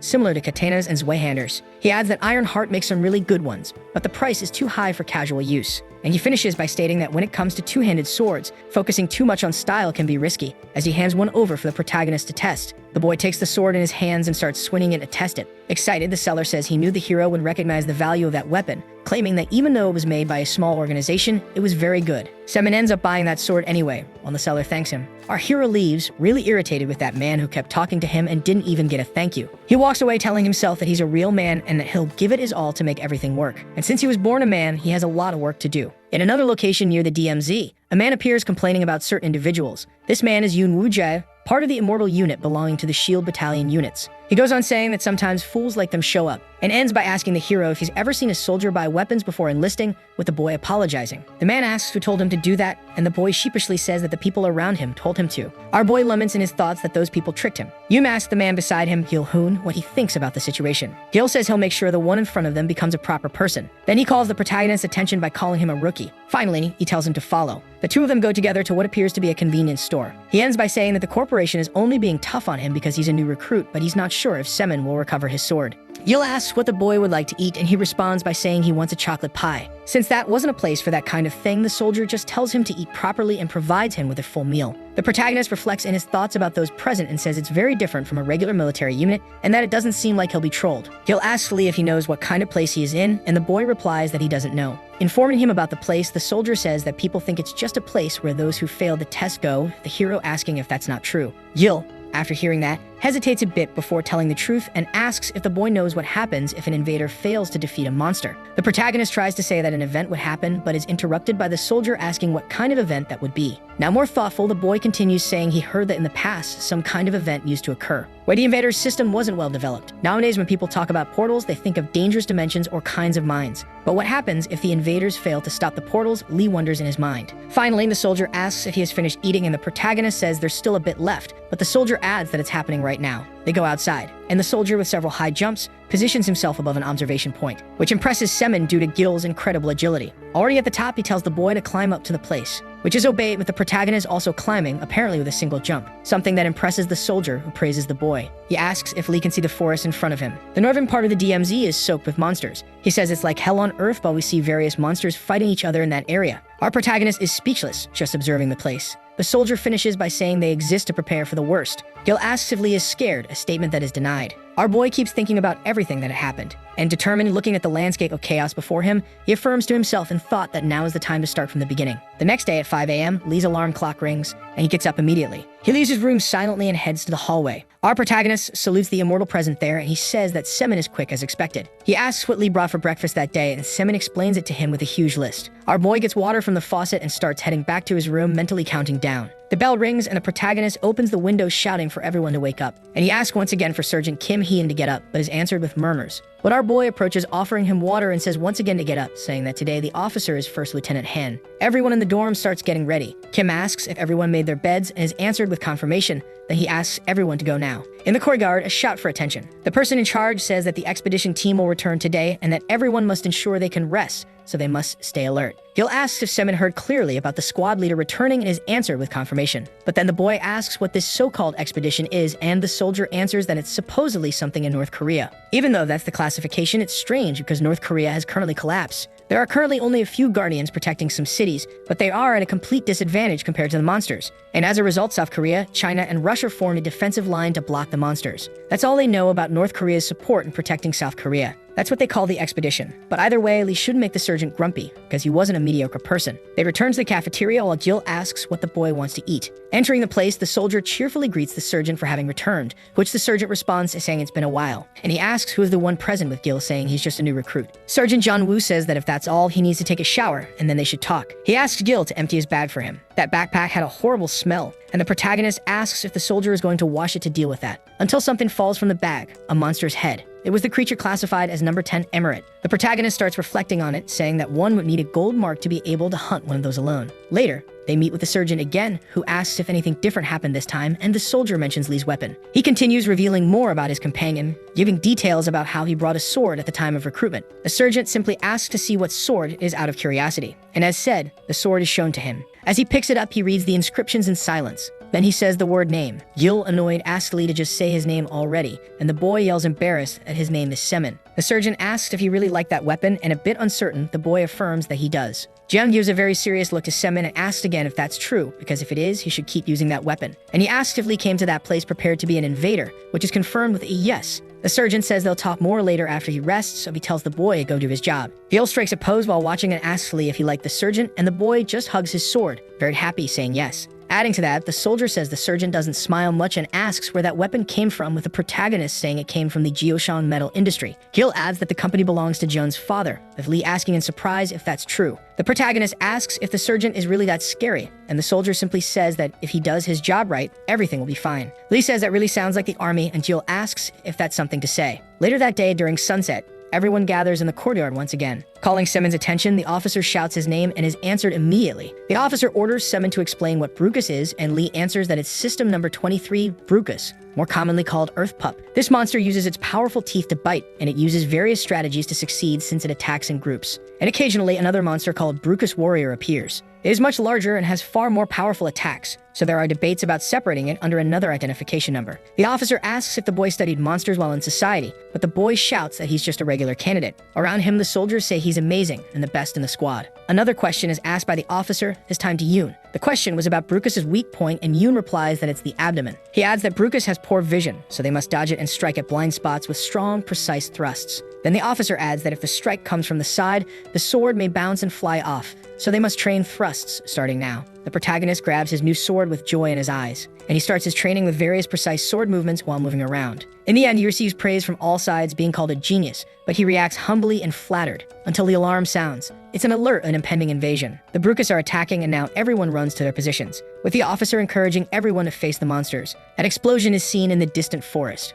Our protagonist begins entering the forest, saying that the Earth Pups stepped on a landmine. He was running with determination until something surprises him. In front of him stood a gigantic army of Brucus. The soldiers are prepared in position to face them, and the attack begins with the sergeant throwing a spear that hits one of the insects dead on. Declaring himself a general of the Republic of Korea, someone far greater than those bugs, Gil tells Semen to stay behind him, and suddenly, one of the monsters appears behind him to attack. But that creature is instantly struck right in the chest by a precise thrust from Gil. After that scene, our hero becomes even more alert and ready for battle. And he also lands a precise strike on another creature that charges at him. With the soldier praising him, both were covering each other's backs. However, even with this apparent advantage, the monsters kept coming more and more. We hear a scream in the background from the officer, who falls to the ground. There stood a Brucus warrior, a gigantic insect with red eyes, staring at the soldier. The squad starts to panic, shouting that they need to hurry and help their leader. But everyone was too busy fighting their own battles, unable to find an opening to assist their officer. That officer is then grabbed by the creature while screaming in pain. This sight deeply affects our protagonist, who begins to remember his trauma from that night. The night his friend lost his arm. The protagonist grips his sword tightly, and his aura flows through it, until he leaves his post and goes straight to rescue the officer, with Gil shouting his name. The officer was about to be crushed by the creature, but our hero blocks the attack with his sword. As he looks at the creature, he reflects in thought that even if the one in front of him is much bigger and stronger, it doesn't make a difference, because all it takes is to find the weak point and finish it. He prepares his sword, bursting with aura as he swings it, saying that it's time to face strength, even greater strength. He charges at the monster and slashes the side of its body with a horizontal strike. A single blow was enough. The creature falls to the ground while everyone watches the scene in shock. The protagonist, still standing, remains firm, waiting for the next monster's attack. Monsters that waste no time and immediately focus their attacks on him. The hero gives a small smile as he calls those monsters insignificant, and ends by shouting a war cry, calling them to face him as he calls them simple little sandpups. Some time passes, and now in the morning of the next day, all the monsters are finally gone. Semen collapses to the ground from exhaustion, until Gil calls out to him. His companion says he did a great job, but that he needs to ask him something serious, asking if he really failed the test to become an invader. The boy ends up saying he failed during the rehearsal stage, something that surprises the soldier because he didn't know that. The protagonist just changes the subject, offering some water to his companion, water in a container full of dirt. The soldier asks him to clean it, but the boy just says he should throw some water in it, and Jill responds angrily that it's fine while cursing at Lee. The next day, rumors spread about a new recruit with amazing abilities. As usual, they ask Semen what he'd like for breakfast that day. The boy reflects in thought about working hard so that one day he can become someone recognized until he's called. The surgeon asks the protagonist if he really wasn't doing everything possible to raise his reputation. He adds that he'd heard the reports about a boy who defeated the Brucus warrior alone, with the hero responding by apologizing. The surgeon places one of his hands on the boy's shoulder, saying that it wasn't a bad thing, it was good news, and finishes by calling him to go outside with him for a while. Both are now outside with swords in hand. John Woo orders Lee to hold his sword in position, and asks if the boy had fought a few times before, which the boy confirms. Then he says that will be enough for now. Without warning, he charges at the protagonist and orders him to try to defend against his attacks. The fight between them is extremely intense, with several blows being exchanged one after the other. The hero is in a very uncomfortable situation, trying to keep up with all those simultaneous movements. The attacks were getting harder and harder to block as the protagonist kept stepping back and becoming desperate not to be hit. Reflecting in thought, he says that all the attacks were so precise and solid, as if his opponent had been practicing the same technique like a madman. After finishing his sequence, the surgeon says now it's time for Lee to attack first. Our hero asks about John's sword, and he simply says it came from the same company as Lee's, but from a more premium line. But he also adds that the protagonist's sword was also very good, combining the elegance and robustness of a claymore. And he finishes by praising the boy's choice, who thanks him and receives the response that he shouldn't thank. He should just keep using the sword. Both return to face each other in a frenzied combat with the other soldiers watching from the background. Gil says excitedly that Lee is blocking the surgeon's attacks well, but soon after they move on. The hero reflects in thought that each movement has a beginning, a development, a turn, and a conclusion. But the surgeon's attacks were different. They ignored all stages and came straight at him in a single instant. He is on a completely different level from Yubai. A strike hits our protagonist directly, launching him backward as he concludes in thought that the surgeon's attacks are powerful on their own. About to hit the ground, he can no longer think of anything. His opponent gave no opening for anything. Later that same day, during late afternoon, the training had ended with the surgeon saying, "Good job" to the boy. The protagonist, all beaten up, thanks the surgeon for the training while he asks if the boy believes he can become an invader one day. Something the protagonist says will certainly happen, with the surgeon adding that when he improves a bit more, he'll try again. The hero wonders in thought what that path might be. Then Lee asks John how he ended up being discharged, and the surgeon replies that he volunteered and didn't want to feel bad after being discarded, adding that his father felt ashamed because he failed the exam, with the protagonist asking how all of that happened. And John simply replies that it was like hell. The hero just remains silent for a few seconds after hearing that phrase. But he breaks the ice by asking why he chose North Korea among all places, and the general says it's for recognition reasons, adding that if the boy was curious, he could go take a look himself, saying that if he really is interested, he just has to go a little further from there. Lee begins to reflect on going to learn more about the mission of the one he admires but is cut off by the surgeon telling him to stop with the nonsense. That same night, the soldiers were on guard, observing the area, with one soldier asking Semin what kind of creature that was that he was seeing. And Lee replies that it is beast number 11, Bukik, a creature with large and dangerous horns that, if they hit you, will make you rot. The soldier asks if the boy is planning to take the exam again after being discharged, which the hero confirms, adding that he's thinking of simply leaving. The hero is surprised by this statement from his companion. He continues saying that if Semin failed, how could he himself possibly pass? Something that Lee asks Staden why his companion thinks that way, adding that he always comes to that place thinking he'll just try one more time again and again, but being an invader is not the only path. The protagonist says that if he decides to change course in the future, there's nothing wrong with choosing another path, but something draws both their attention. They notice someone in the distance slowly approaching the area. Both are extremely surprised upon seeing that image. The superior orders Semin to go immediately and inform the unit about what's happening. The figure was approaching from the north, appearing to be a man around 20 years old. One of the monsters in the background notices that man. This frightens Lee, who tries to intervene, but Yoon stops him because leaving the area without permission was strictly forbidden. The monster charges at the man in a violent attack. The soldiers watching the scene shout for him to run. But calmly, the man simply raises his hand toward the creature, showing a reddish aura. And with a simple, effortless motion, he delivers a vorpal strike against the monster. Finishing his move, he asks for help while falling to the ground. The soldiers observe the scene in disbelief, not understanding what just happened. After that, nothing more is heard about that man. Some time passes, and now during the day, Lee asks Yoon if the rumor about the creation of another development group is true, which the corporal confirms. And then he asks if the protagonist is thinking about volunteering, which the protagonist also confirms. Yoon suggests that Semin not do it, saying that John is a special case because most who choose that path end up returning with injuries, adding that there are even some who don't come back at all. But the boy says he still wants to go. Gil asks the protagonist why he wants it so badly. It's to become stronger, which the protagonist says is part of it, but that he's also curious. Then Yoon stands up and asks Semin to follow him. He touches a door in another location. He introduces himself to those present and apologizes for the interruption, saying he will return later. At that moment, the man in that room says it's all right and that he can say what the matter is, with the corporal stating it's about volunteer. The response in the first few seconds is silence, which is then broken by a question from the highest-ranking man present asking if it was really about a volunteer. With an intense gaze, the character asks if he was volunteering for an implantation team. The protagonist observes the man in front of him intrigued as he says he wants to volunteer together with Corporal Lee Semin. At that moment, the superior questions their names while the soldiers present introduce themselves with serious and disciplined posture in the room. The exchange of glances becomes strong and suspicious, creating palpable tension among those present. Touching his shoulder, the superior says the man seemed very confident and praises his posture. Turning his back, he welcomes him to the team, causing the protagonist to sigh in relief, relieved by the acceptance. Some cars travel along the highway with numerous troops on board. The soldiers talk about the motivations that led them to volunteer, sharing personal stories and experiences. Corporal Yoon sees no reason not to volunteer, firmly believing in the importance of his mission and duty. He was already at the point where he should be promoted to sergeant. Besides that, he had noticed that the new recruits seemed nice, and the boy beside him looked like a fun person. The more experienced soldier warns the recruit to take care of him in North Korea, threatening him. As the vehicle moves, a soldier criticizes the current army, and another asks about the corporal's participation. The voice asks all of them to gather. First, the man expresses his immense gratitude to those who volunteered, and begins giving the information about the destination, Kakshin in the South Pyongan province. A soldier asks about the meeting with the North Koreans, but the officer responds that this information is confidential. The officer announces they will depart right after lunch, while the soldiers respond with firmness and discipline. A soldier recognizes the man in front, questioning if he is Major Kim Kyujin, the one responsible for the mission. The piercing gaze of Major Kim Kyujin causes discomfort, leaving the soldier uneasy and chilled by his intimidating presence. The scene shows the entrance to the DMZ, demilitarized zone surrounded by barbed wire, highlighting a sign that prohibits entry. The monsters are extremely sensitive to sound and smoke, suggesting that any carelessness could be fatal.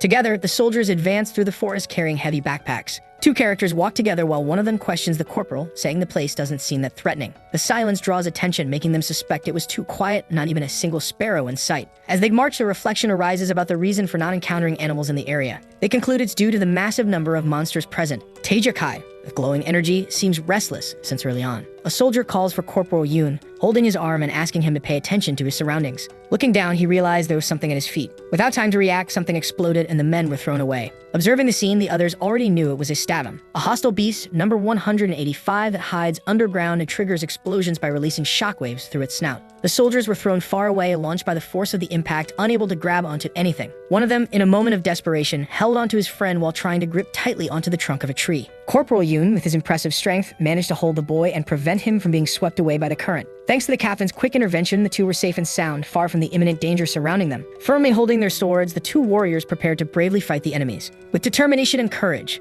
the two began to fight, facing their opponents with skill and strategy without hesitation. Statums hide underground when they sense movement, so they should blend in with the smoke and look for an opportunity. The creature was sniffing the dense smoke surrounding it, unaware it was being attacked from behind. When it finally realized it was under attack, the creature became alarmed and tried to defend itself quickly. A precisely thrown grenade caused a massive explosion, scattering debris and smoke throughout the area. It was the perfect opportunity for the soldiers, who were ready to act and attack the wounded creature. The soldiers, with courage, cut a piece of the creature, taking the chance to weaken it even further. The captain orders the soldier to take care of the rest of the beasts while he advances a little further. Next to a leafy tree, the man stands still, observing the whole scene with attention and apprehension. He states that he was afraid of dying that way, feeling the tension increasing with each moment. But his worried companion tried to calm him down in every way, using encouraging words and comforting gestures. A shimmering and intense light sets the character's entire body ablaze, creating an atmosphere of despair and chaos. Major Kim Kyujin, with his firm posture, displays triumphant smiles even in the face of the alarming situation at hand. Seeing that terrifying scene, the boy is startled, feeling his heart race in his chest. One of the soldiers, with a serious expression, is holding a suitcase in front of the officer, awaiting orders. Curious and restless, the protagonist already wants to know what's inside the mysterious suitcase being held. The sunlight shines intensely and radiates through the clouds, creating an impressive contrast in the sky. The atmosphere around them was thick with tension as everyone awaited the unfolding of the approaching events. The major congratulates his soldiers for the good works, stating that the two injured would return to the main unit. He emphasizes that beyond that point, return would be impossible. One of the men comments that it really looked like hell, while another says he heard that statums are extremely rare monsters. Despite everything, everyone enjoyed the experience and wanted to see what awaited them ahead. At the end of day 1, the two injured returned to the main unit. In 3 days, the men faced 5 battles and many injuries. Then the leader raises his hand, ordering the group to stop immediately, and his serious expression conveys warning and authority. The leader instructs them to wait at the location as the soldiers position themselves alert and awaiting instructions. A soldier warns them not to stray too far. 2 soldiers complain, and one of them comments that the leader explains nothing, while another says they're just numbers in the mission. The soldiers appear in an energized view, highlighting a strong green glow emanating from one of them, drawing attention. 2 soldiers discuss the flow of Ki, noticing that it increases as they advance further north. A soldier steps carefully on the ground while observing the surroundings, intrigued. He seems to have heard a suspicious noise that caught his attention and put him on alert. Realizing something was moving quickly, he tensed up and began to prepare. And it was coming in his direction with impressive speed, making his heart race with adrenaline. He announces that the beasts are approaching, warning everyone of the imminent danger. All the soldiers become frightened by that information and take up defensive positions. Holding his sword, he asks the monsters to come closer, showing no fear in his expression. But what approaches them didn't resemble ferocious creatures at all, surprising the soldiers. The North Korean troops encountered the South Korean troops, creating immediate tension in the air. The soldiers become frightened upon realizing they weren't beasts but humans like them. The change in the monster's habitat caused more beasts to emerge in that area, further complicating the situation. The captain, sensing the tension, begins to shift the topic to something lighter and more relaxed. And Major Kim Kyujin asks the soldier to approach with the silver suitcase. It was a large silver suitcase that seemed to contain something important and mysterious inside. The character's gaze is intense, reflecting her curiosity and concern with the current situation. From a distance, the soldier observes that conversation, paying attention to every movement and word exchanged between them, while his impatient companion tells him to mind his own business and not interfere. They go back to talking about the confusion that occurred over the appearance of the beasts and that mistakes were common. He questions whether the sergeant wasn't curious about something that involved their own lives, but he didn't want to risk his life. He thought it was easier to play play blind to some of life's complicated and uncomfortable situations. Thoughtful and reflective, the young man agrees with that statement, considering the implications of his words. The troops keep marching man after man, advancing with determination toward their destination. The previous group returns safely, relieved to have completed the mission without incidents.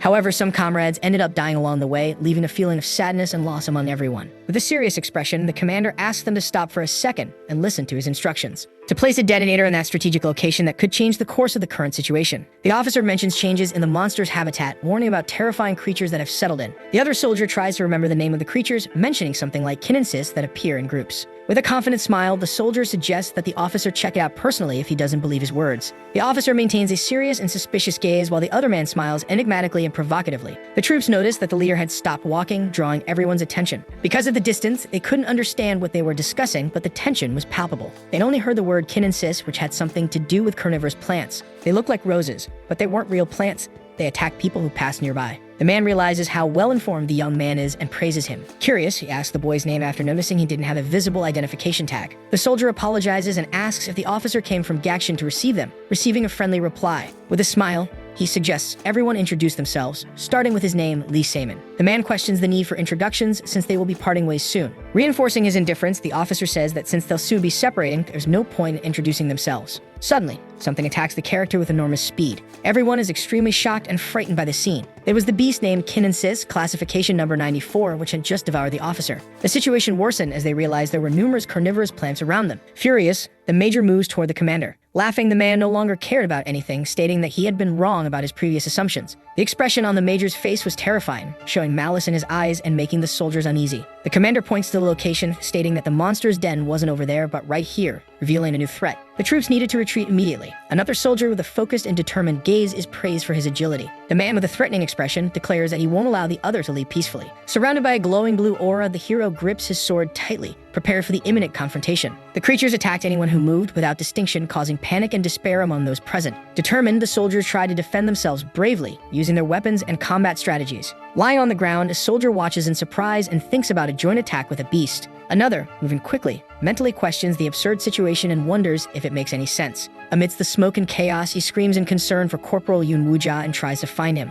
Corporal Yoon Woo-jae appears holding another soldier and responds loudly as the battle continues in the background. Looking intently at the young man, he orders Semin to flee immediately to save his own life. A massive explosion suddenly occurs, creating a roar that echoes throughout the surrounding area. Everyone is thrown far away with immense brutality, launched like dolls by the devastating impact. The man screams in fury at Kim Kyujin for hurting the chief and not thinking of the consequences. Kim Kyujin charges forward quickly, responding in anger and calling him a damn useless piece of trash. The two clash violently with fast and intense blows as the force of the impact creates gusts of wind around them. Laughing, the man says his enemy is dumber than he thought. A beam of intense blue light shoots from his eye, immediately surprising and destabilizing the enemy, which leaves the enemy worried and unresponsive, paralyzed by the force of the piercing, powerful gaze. The whirlwind created by the major is capable of launching the commander high into the air, defying gravity with ease. But as soon as he lands back on the ground, he returns with a counterattack full of determination and agility. Asking not to be underestimated, the soldier throws his knife with precision toward the enemy. The knife hits directly in the major's chest, causing a strong impact and throwing him backward. The blow makes the major spit blood from his mouth, showing the seriousness of the injury.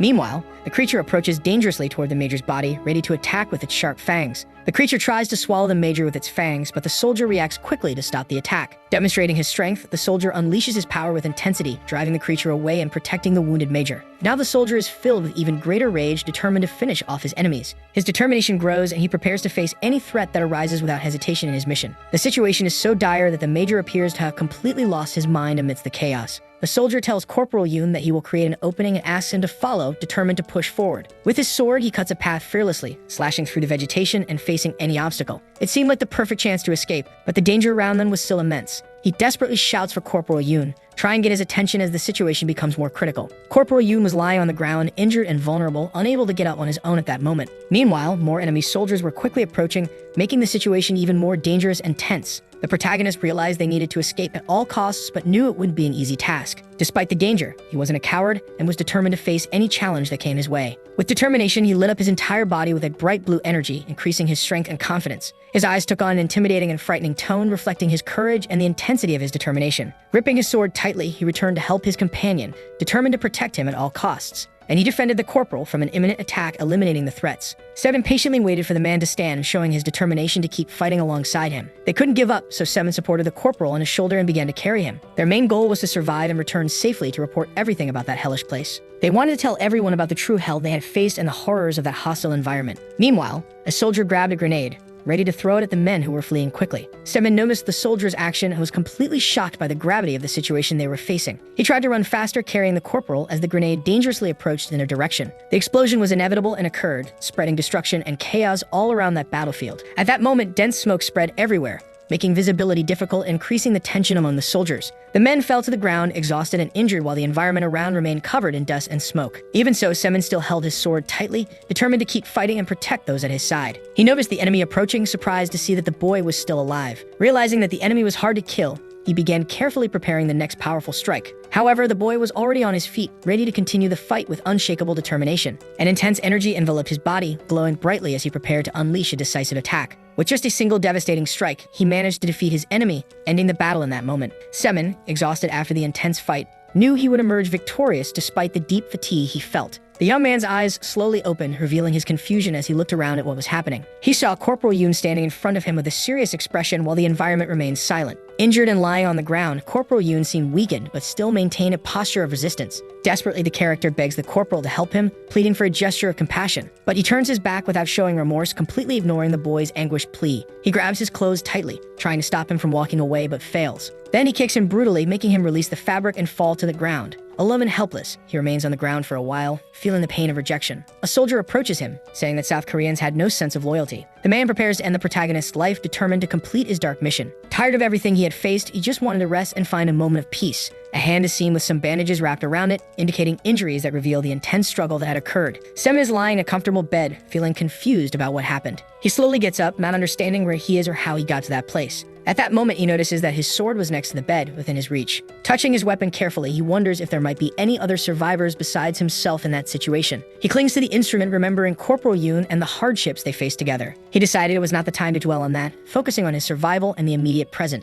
Suddenly, he hears a noise coming from the door, which catches his attention and puts him on alert. Someone enters his room, but he pretends to be asleep to avoid being discovered, holding his breath. The character talks about some delicious foods, mentioning dishes that awaken appetite and curiosity, and starts preparing something while Semen moves closer to his sword. Waiting for the ideal moment, he tried to attack the figure. But upon looking more closely at the room, he is completely stunned, and finding no one, he begins to think it might have been a ghost. However, the old man was floating above his head. He says he was testing the boy after noticing he was pretending to sleep and becomes interested in his memories. Giving a light kick to his stomach, he asks for more respect. He continues saying he wouldn't hit harder because of the young man's injuries. The legendary martial artist living in dangerous lands accidentally saved a young man on the brink of death. Semen thanks the man for saving him, introducing himself as a soldier while the monk identifies himself as Haesum. He scolds him, saying young people read too many martial arts novels while striking him with a staff. Confused, Semen asks the elder who he is and where they are, but the man wants to know his identity first. Irritated, he responds that he is a soldier of the immortal unit, while the elder questions his powerful aura. The elder explains that the energy is pure, harmonious, and limitless, capable of being everything or nothing in this world. Surprised, Semen tries to understand what is being said while murmuring the word Taeguk with hesitation. Reflecting on fate, the old man says everything is part of his karma. The elder reveals that most of the southern soldiers perished, while the northern soldiers retreated soon after. A dark memory arises, showing that Semen was abandoned by his comrade on the battlefield. The man with glowing eyes is highlighted as someone comments that he survived, emitting a strange, intense glow. Worried, Semen asks if he will be able to return, while the elder replies enigmatically. A metallic platform is shown on the forest floor, surrounded by trees, creating a mysterious and silent environment. The elder introduces himself as No Hakche, while both stand atop a mountain surrounded by wind. Observing the old man, the protagonist concludes that he is not originally from the north due to his accent. The old man ended up in that place because of unfinished business, reflecting on his past choices. Thinking the boy must be hungry, he said they should eat before continuing. Offering food to Semen, the elder says he seemed to be starving, showing concern for his well-being. Curious, he asks where the elder got the food, and he replies that he bought it at a supermarket. While the young man is sitting, the old man stands and when questioned, says he's just going for a walk. The elder advises Semen to focus on his recovery, stating that it's time to take care of his body. Calmly, he turns his back and walks away. Alone, he reflects on his thoughts, admitting that being alone makes him think even more about his situation. While tending to his wounds, he thinks of his parents and whether they had been informed. He sets those thoughts aside and decides to focus on his healing. The sun rises between the mountains after 10 days, lighting the landscape and marking the start of a new day. Preparing something in a pot, Semin calls for the elder, who responds irritated, asking when it was this time. While cooking, he questions the man about the mysterious task he is performing in that place. The old man, lying down relaxed, looks at Yi Semin and seriously asks if he really wants to know. Realizing the boy was already well, he decides he will tell him more. He asks him to follow immediately, without hesitation, and jumps off with immense speed and agility.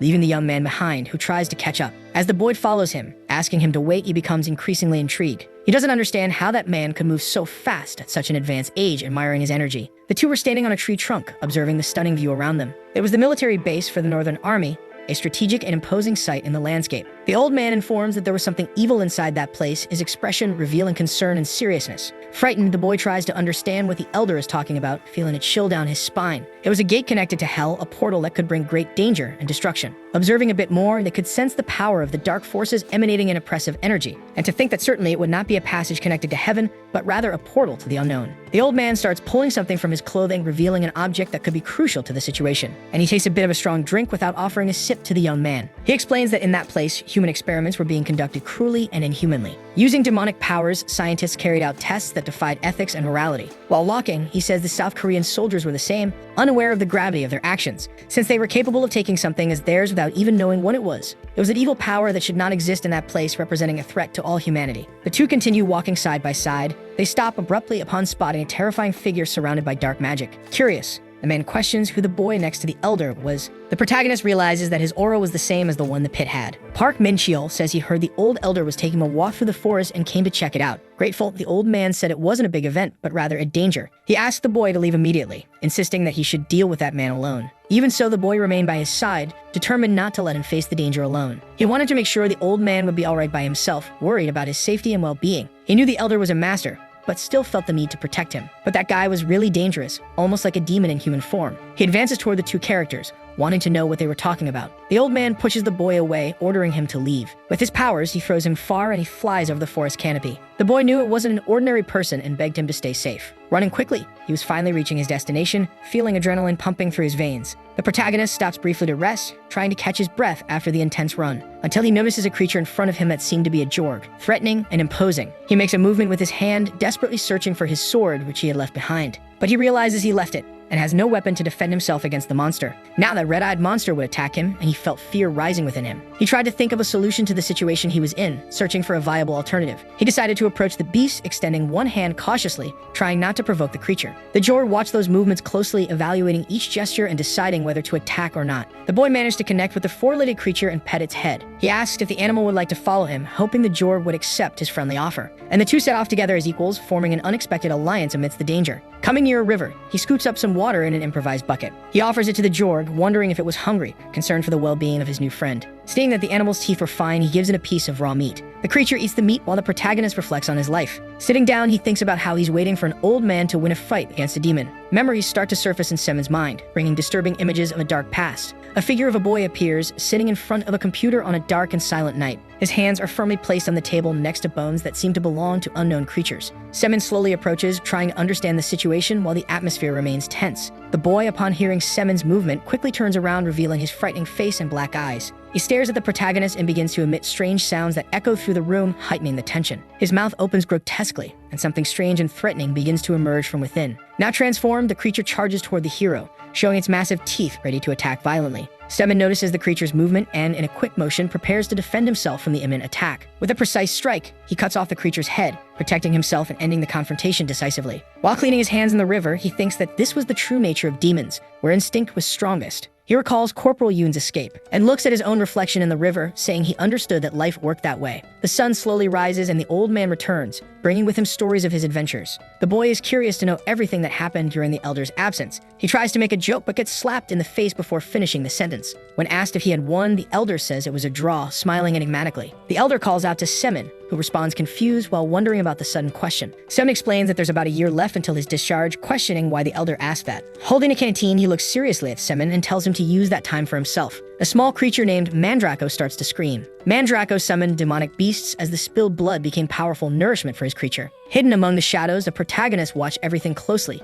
analyzing every movement of the beasts. The beasts kept arriving, advancing with determination and showing all their fury in their gaze. With his sword in hand, the hero waited for the perfect opportunity to attack and defend himself. Resting the weapon on his shoulder, he cautiously approached, ready to face the fierce enemies. With a few precise strikes, he defeated all the creatures that now lay lifeless on the ground. However, a few more monsters remained, preparing to attack and cause more destruction. They exchanged challenging looks, feeling the tension rise as they prepared for the final confrontation. The Mandrake was already preparing to scream again, threatening the peace of the place. When Semen managed to silence the monster, he felt a momentary relief, knowing he had overcome a great challenge. After finishing off that small piece of nature, he turned to the other two, determined to move forward. With a command, he told them to follow him, his confidence renewed after the intense battle they had faced. A voice complains about the boy's punctuality, saying he was very late, adding a touch of humor to the situation. The old man is lying down while watching the warrior approach, assessing his actions and the determination he shows. Semen jokes by saying that, judging by the man's temperament, his time was running out. The Mandrake was trapped in the bag, restless and agitated, waiting for a chance to escape. Curious, the old man asks how everything went, trying to understand the details of the recent situation. And he calls him an idiot for not understanding the basics, yet frustrated with the lack of attention. The boy doesn't understand the elder's tone, feeling confused by the criticism he received. The animals that accompany him would become part of the meal, a practical solution for their survival. After enjoying the delicious food, the boy prepares his sword and begins to reflect his energy. The young man prepares to hunt demonic beasts, honing the yin-yang martial art in a duel. After a year of intense training, he reflects on his new lifestyle and progress. The old man dodges the sword with immense ease and returns the strike to the boy, demonstrating that he still possessed impressive skills and quick reflexes. A year earlier, the elder had taught him martial arts with patience and dedication. In exchange for only one task, to help seal the gates of hell, the protagonist had greatly improved thanks to all the old man's teachings, overcoming his own limitations. The man's skills were comparable to the level of Black Bark, a feared and respected fighter. Touching his shoulder, he asks if it was going to rain that day, worried about the weather. If the gates of hell are not sealed, the world will be plunged into chaos by the evil that emerges. The boy perceives all the old man's concern. There were only 15 days left to begin the carefully crafted plan full of expectations. Time passed very quickly, as if the days were flying by in the midst of anxiety. Soon the great day would arrive, bringing with it the opportunity to change their destiny. After 15 days had passed, the tension increased and everyone prepared for what was to come. The two slept in their respective beds, immersed in a deep and restorative sleep. Lying on his pillow, the protagonist thought about tomorrow, reflecting on the challenges that awaited him, in which he would seal the gates of hell and return home, longing for the peace he had lost. When he returned, he knew he would be flooded with interview requests, his story becoming a public interest. He was even already thinking about what to say, imagining how his life would change completely. Sleep came slowly and he finally drifted off into a deep and restorative rest. The figure of darkness is shown, emanating a sinister aura that provokes fear and tension. Two characters engage in an intense battle, fighting with all their might in an epic confrontation. The man tries to strike the boy with all his fury, determined to defeat him at any cost. Being very skilled, he manages to dodge the attacks, using his agility and quick reflexes to protect himself. It was only a dream of the protagonist, who speaks while sleeping. The sun slowly begins to rise, lighting the sky with shades of orange and yellow, and he prepares, adjusting the hem of his pants, making sure everything is in order for the battle. He puts on his coat, feeling the protection it offers against the morning cold. He gathers his supplies and is ready for the battle, determined to face the challenges ahead. Now he looked more like a soldier, with a firm posture and appropriate clothing. The old man hands him something and orders him to press it, his serious expression indicating the importance of the object. He thinks it might be a car key, but doubt lingers in his mind. The boy presses the button and hears nothing, feeling of growing anticipation in the air, until a huge explosion occurs right behind him, making him turn around quickly, surprised and alarmed. After completing the mission, he was to eliminate any place to return to, ensuring there was no escape. Now they would go together to the place, united in their determination to face what was to come. With a tense look, the hero headed toward the final battle, feeling adrenaline pulse through his veins. The enemy's defenses had become much larger and stronger, challenging his skills and strategies at every step. According to the old man, the people's army was researching the mass production of raiders using evil aura. Park Min-cheol was already an excellent raider, but through biological experiments, he became a true monster. At that moment, he could not be ignored, trembling for what the future might bring. The old man asks the boy to follow him. He quickly begins to camouflage himself using his magic. Confused, the protagonist asked what the plan was to eliminate all the henchmen. He needed to know more to better prepare, but the old man asked him to remain silent. Two soldiers talk about strengthening themselves like Commander Park Min-cheol. A hand rests on the wall, seeking support while cautiously observing the surrounding situation. And the old man slips past the guards unnoticed, while Semen tries to fight bravely against the enemies. The man warns that there were intruders on sight, his voice filled with urgency and concern. But it was already too late to call for help, and they ended up tied with ropes, without options. Wasting no time, the old man keeps walking, determined to find a solution to the critical situation. Farther ahead, soldiers were enjoying a meal.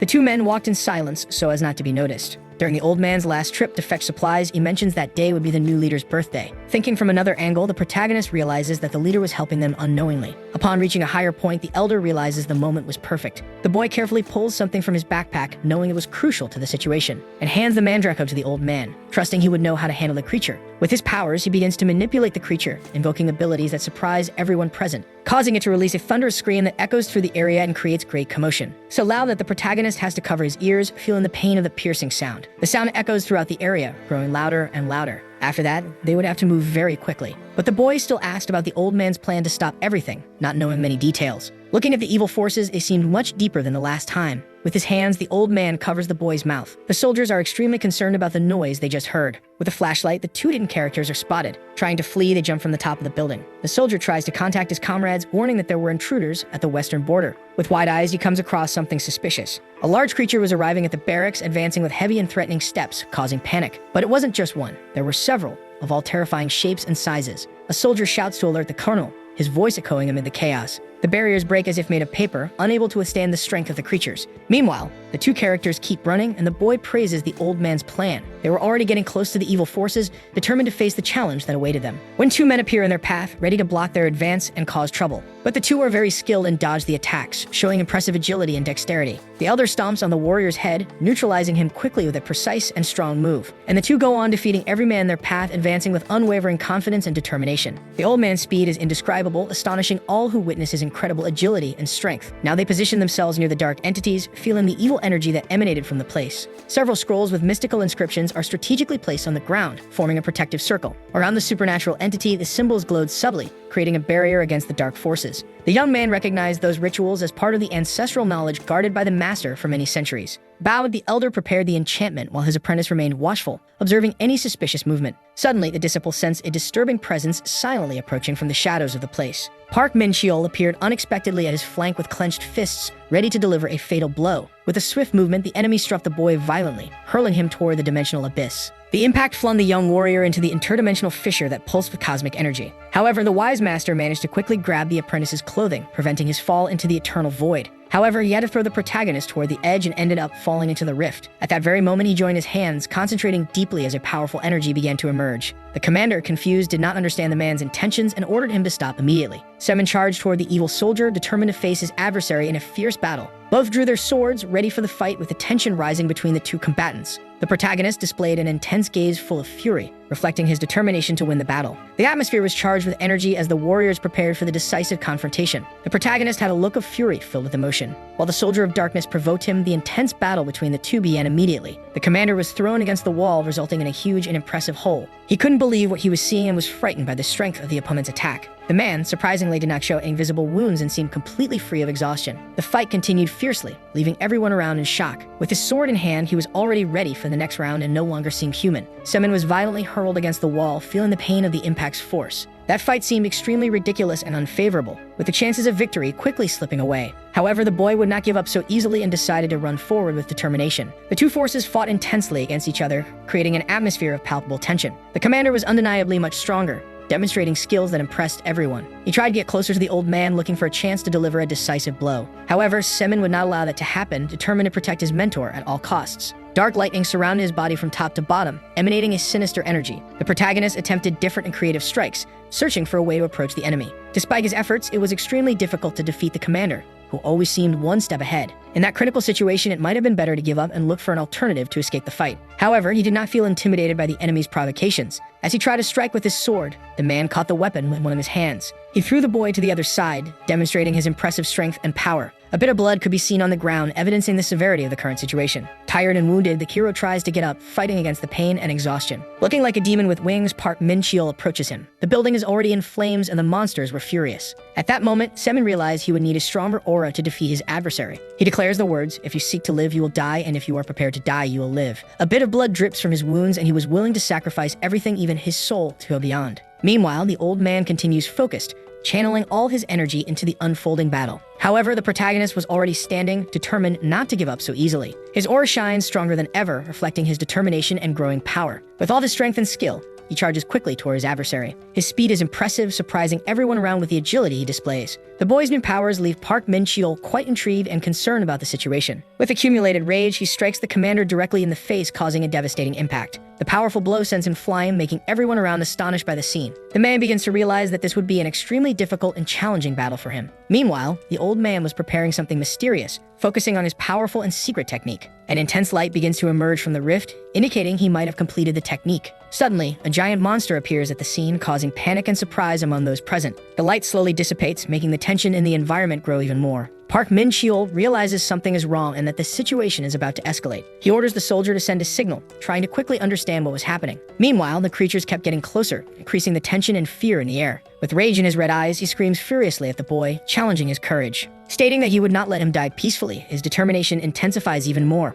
Once again, he throws himself into the fight, determined to face any challenge that arises. Quickly reaching the control panel, the soldier calls for help for the situation. With effort, he pulls a lever. The gate begins to open slowly, revealing an intense energy that rapidly expands. The old man remains in the middle of that energy, focused on his crucial task. He realizes what they were trying to do, understanding the gravity of the situation. In one of his hands, he holds something, a powerful instrument that was extremely useful. He draws a little more energy from the papers he had left underneath. Then he gathers all this power into the instrument, channeling his strength for the next step. The glow it emits is extremely strong, illuminating the surroundings with a blinding light. And a ball of light begins to form, growing in size. Countless creatures fly through the sky, and the two characters are face to face. The commander realizes that it's extremely difficult to dodge that powerful energy rapidly approaching. Moreover, there was no safe place to run, leaving him with no options to escape. Seeing that immense power, the boy was deeply concerned about the elder's safety. However, he noticed that the old man was fine and focused on his task. The man had destroyed that hole entirely on his own and thinks he wants to reach that level one day. As he looks more closely, he sees an evil creature behind the old man. His eyes widen as the monster arrives and pierces the elder's chest,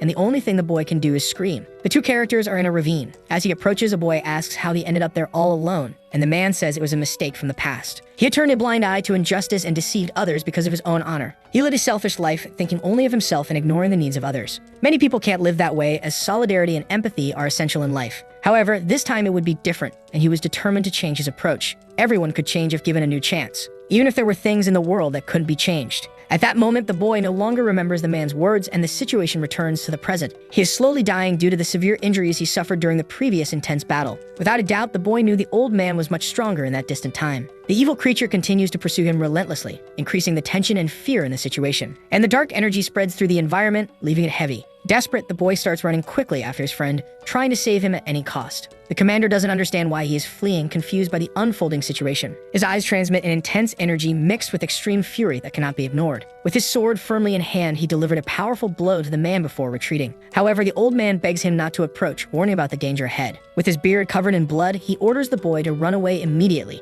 trying to protect him from danger. The boy does not feel intimidated and continues to run bravely toward him. He remembers some moments from his life when he often ran away from difficult situations. Many times he fled from various situations in the past, always looking for a safe way out. But he knew that people are capable of changing and making a difference in their lives. Along the way, he received kindness from many people who helped him in hard times, and he became a raider, fighting for the good of humanity and defending those he loves. In that decisive moment, he would not run away, determined to face his worst fears. With his aura brighter than ever, he got close to the evil creature. The monster had a crystal on its forehead and a terrifying appearance. With his sword in hand, he realized something important that left him deeply worried and confused. His aura had completely disappeared, leaving him vulnerable and directionless in the middle of the battle. He was lost, unable to connect to anything, feeling increasingly disoriented and weak. Until in a moment of desperation, he breaks a wall in front of him with his sword. Then he sees an intense light shining on his face, bringing hope and clarity. He notices that there is a man standing in front of him but cannot recognize him immediately, until suddenly he is thrown backward, passing through countless stunning and varied landscapes. His energy travels through the dense forest, the majestic ice mountains rising imposingly, and his body can even be seen floating in space among the stars. He remembers the old man's words calling him an idiot for his actions. While floating in the void, the wise old man appears again, bringing a new twist. And with a touch, he brings him back to life, not allowing him to die. An extreme force brings him back to reality and falls rapidly from the sky. He distances himself from the elder, feeling the gravity of the situation around him. His eyes begin to move slowly, trying to adjust to the new reality around him. He is lying on the ground with his sword beside him, feeling disoriented and confused. As he gets up, he begins to recognize that familiar place filled with meaningful memories. He notices something moving behind him. It was a large creature that showed some curiosity toward the outsider. A purple mist surrounds the area and 2 moons are in the sky along with strange plants. The protagonist realizes that this is a different world. 3 years later, in another dimension,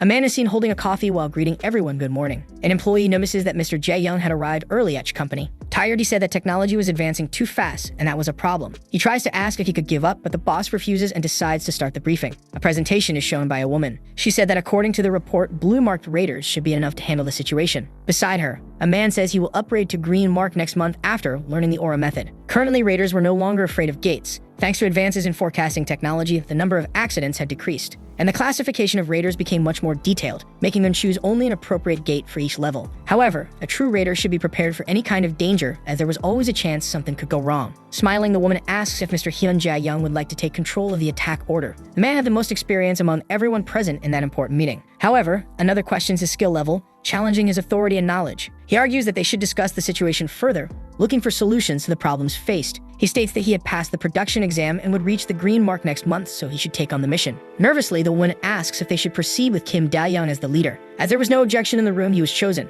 Jae-young didn't want to express himself about it, but his colleague claimed that the most important thing was real-world experience. Many people are seen unloading a car, quickly organizing the items that need to be used. The soldier prepares by putting on his gloves, showing determination and focus on his task. Meanwhile, a man who found the situation strange approaches and asks about it. He asks if the man was upset about what happened earlier. However, the two shake hands, stating that working together is essential to win. Curious, his friend comes closer to know what was said, but it wasn't anything important. The cars were parked near the grass and the soldiers were already getting ready. Kim Da-young asks if the forecast report was already complete. Apparently, there were creatures like Jorg and Karg, not difficult to deal with even in abundance. The mission commander states that Jorg wouldn't be a problem. Finally, everyone could enter the portal, eager to escape the dangerous situation they were facing. The gate would open in just 10 seconds, creating growing anticipation among those present. The countdown begins, increasing the tension as everyone prepares for the imminent battle. Energy dissipates through the environment, creating an electrifying atmosphere that surrounds all the combatants. This causes the gate to slowly open, revealing what lies ahead. The rift begins to grow larger, releasing a powerful and threatening force, until countless creatures come out and head toward the humans ready to attack. There were a total of 30 Jorgs, classified as level 8, challenging the courage of the men, and the men had to deal with them immediately as the fight began with intense blows. A creature tries a silent attack from behind, but the character is quicker with his sharp sword. He cuts off the beast's head with precision, wiping a bit of blood from his face. An archer continues to complete the mission, shooting with skill and focus at his targets. Countless beasts are hit, falling to the ground as the battle intensifies around them. The character thinks that those men were better than him, admiring their impressive skills and courage. All agents should be prepared for a second wave of attacks. Once again, the creatures were already returning with full force. Now they were the Kargs, classified as level 9. However, the gate begins to change, leaving everyone extremely confused. The man questions what happened, trying to understand the chaotic situation unfolding around him. And apparently the gate was expanding, releasing more creatures that threatened everyone's safety. Now the agents were urgently calling for reinforcements to win the fight and face the powerful enemies. They struck the creatures with strength and skill, showing courage and determination amid the intense combat. They didn't know what to expect, feeling the tension rise as the battle continued. Confident, Kim Da-young was sure there would only be Jorgs and Kargs. The support request was finalized. Worried, the hero asked the man to stay calm no matter what appeared. With a grim look, he was anxiously waiting for that moment, since he didn't know what might show up, until a monstrous figure appears in front of him and he shows intense fear. It was a rank 43 monster, a Drake, a high-level monster that even gold-marked raiders needed intense preparation to face. Looking back, the soldier noticed a strange movement that made him uneasy and concerned. The troops were retreating, leaving the area quickly as if something terrible was about to happen. Many soldiers dropped their swords on the ground, abandoning their weapons amidst the growing despair. Trembling at the worst, everyone wanted to flee and run far away from that terrifying and chaotic situation. But the character knew what had to be done, that everyone should keep their weapons ready for combat. They had to hold out as long as possible until support arrived. But no one knew how they would stop that immense creature. Imposing, Jae-young said they should try everything, even to the death, so that others wouldn't be hurt. The creature's teeth were huge and sharp, reflecting light in a threatening and intimidating way. He saw the soldiers as miniatures due to his gigantic size, which impressed everyone around. Suddenly, something hits him and he falls, losing balance unexpectedly. Everyone is left speechless, surprised by the scene unfolding before their stunned eyes. Someone was on top of the creature, challenging it and saying hi to his companions with confidence. With long hair, he says it's been a while since he saw his colleagues. Descending from the beast, he asks what year it was. He is shocked to learn that it was 20X. The soldier doesn't recognize the man, who seems quite strange and suspicious. He explains that he had been inside the world of that gate for a long time. When they try to identify him, they realize there is no record. He was an unregistered raider, and he claims to be an otaku. Saying nothing, the protagonist listens to theories about him. Pointing at Jae-young, he says he would go with that soldier, and adds that apparently he had a soul. With an order, Semin tells everyone to maintain their positions, aiming to uphold the honor of the service. He says a raider wanted to be with someone who had a soul, not with those who threw their weapons on the ground and fled. Scratching his head, the man agreed, reflecting on the situation while trying to understand everything. The red car drives down the street, attracting everyone's attention with its vibrant and shiny color. Curious, the boy asks if the car belonged to the man,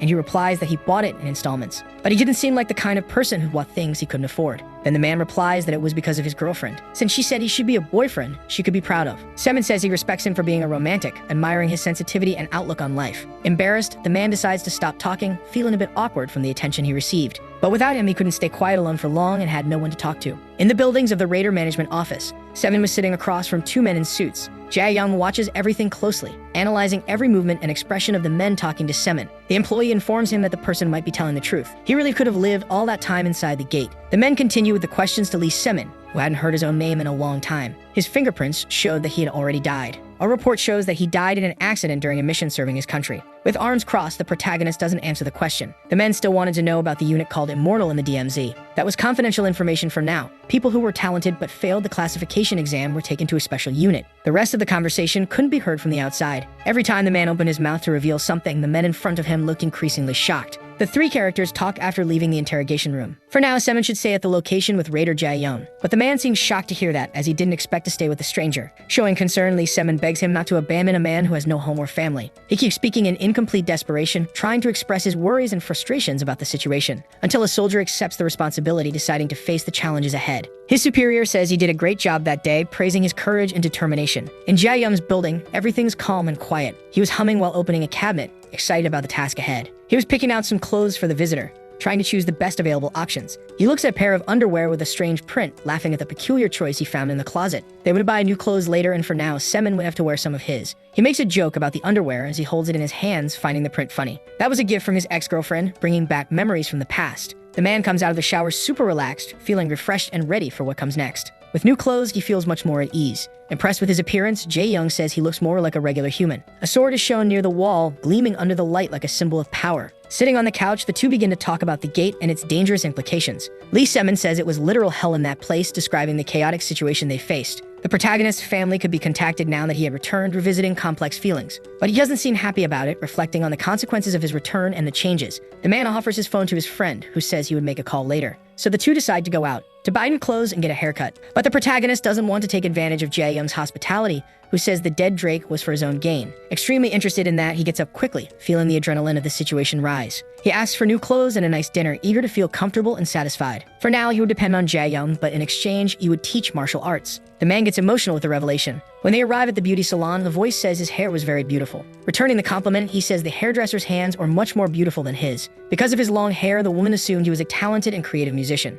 She notices that he was very close to Jae-young, which makes her even more curious. While cutting his hair, she wants to know more about the terrifying monsters he faces. The woman cuts the hair at a length that matches his face. When finished, Lee Semin looks like a completely renewed person. He thanks the woman with a sincere smile, showing his gratitude for the excellent service he received, and asks his friend to pay the bill, trusting that he wouldn't mind. While passing his card, Semin walks out all happy, feeling light and cheerful about the day. As they leave the store, he asks why he had become a member, but he only talks about the Drake, so he leaves the subject for later, deciding it was better not to dig deeper. Nervous, the man points to something in front of him, trying to divert attention from his anxiety. It was a jacket with a golden dragon design, flashy and full of personality, and military pants that complemented the look, giving a tacky vibe to the outfit. That would be the perfect style for Semin's new clothes. However, the man asks him to choose only one item because with that look, he looked extremely ridiculous. He tries to hold back laughter, knowing the combination wasn't the most suitable for the occasion. The voice asks them to come again, suggesting that the conversation wasn't over and there was more to discuss. He strolls down the street with his jacket and a sword in hand. Jae-young says he should never shop alone again. Now the two are going to eat something, excited by the idea of enjoying a meal together. But the protagonist asks to stop somewhere first, feeling that something needed to be resolved. He needed to fix his sword, ensuring it was in perfect condition for what was to come. The two get in the car and head to the next stop. When they arrive at the store, the second stop of the day, they are greeted by two employees who welcome them to Jiuzhong Metal Industry. At the counter, he says he needs to repair his equipment, explaining the situation to the attendants. He places his sword down for the men to see, hoping they could help him with the necessary repair. But the object was completely ruined with battle marks that showed its intense and exhausting use. It was an old model that had been discontinued a long time ago, making the repair task even more complicated. The sword looked like it belonged to a war veteran, having been used by a young punk. The man's recommendation is to buy other equipment since the repair would be very expensive. But it wasn't just a simple tool, it was his companion, a symbol of his struggles. and he couldn't take care of the weapon due to the conditions he was in, constantly facing challenges. The man tries to make a call, seeking a solution that could help the young man in his need, and he decides he would help the young man, recognizing the importance of the sword to his journey and identity. He could pick up the sword in a week, ensuring it would be ready to meet the owner's demands. Now the two head toward lunch, chatting excitedly about what they want to eat. The protagonist mentions how strange it feels not to carry a sword in his hand, feeling vulnerable without it. And that made sense, as he had been trapped in the other world for 3 long years without being able to fight. Beyond the gate, he had carried the sword everywhere at all times. He never put the sword aside, even while sleeping, feeling he always needed it. The table is filled with numerous different dishes, each one more appetizing than the last. The two savor everything while talking animatedly about their experiences. In the other world, there were no cows, but something similar. The character's attention is diverted for a second,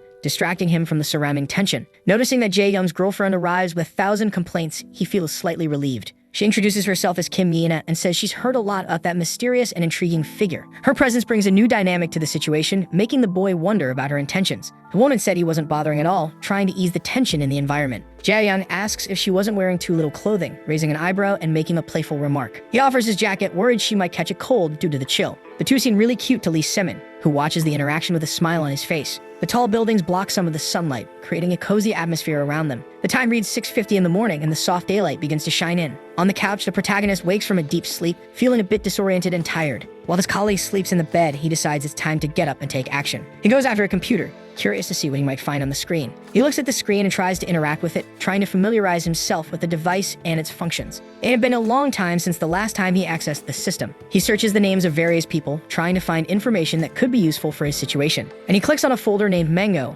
intrigued by what might be stored there. The Transcendence Network displays various screens, and he receives 100 points as a reward. Crying, a wave of relief flows through his body as repressed emotions finally revisit him. He continues typing and writing a text, expressing his feelings and thoughts in an intense and sincere way. At that moment, Jae Young realizes his colleague must have already woken up. She gets up and is startled to see a man inside her room. She thinks he's acting very strange, possibly having his mind affected by the gate. So the video ends here. If you don't want to miss the next part, activate the notification bell, and see you next time on Tob's channel.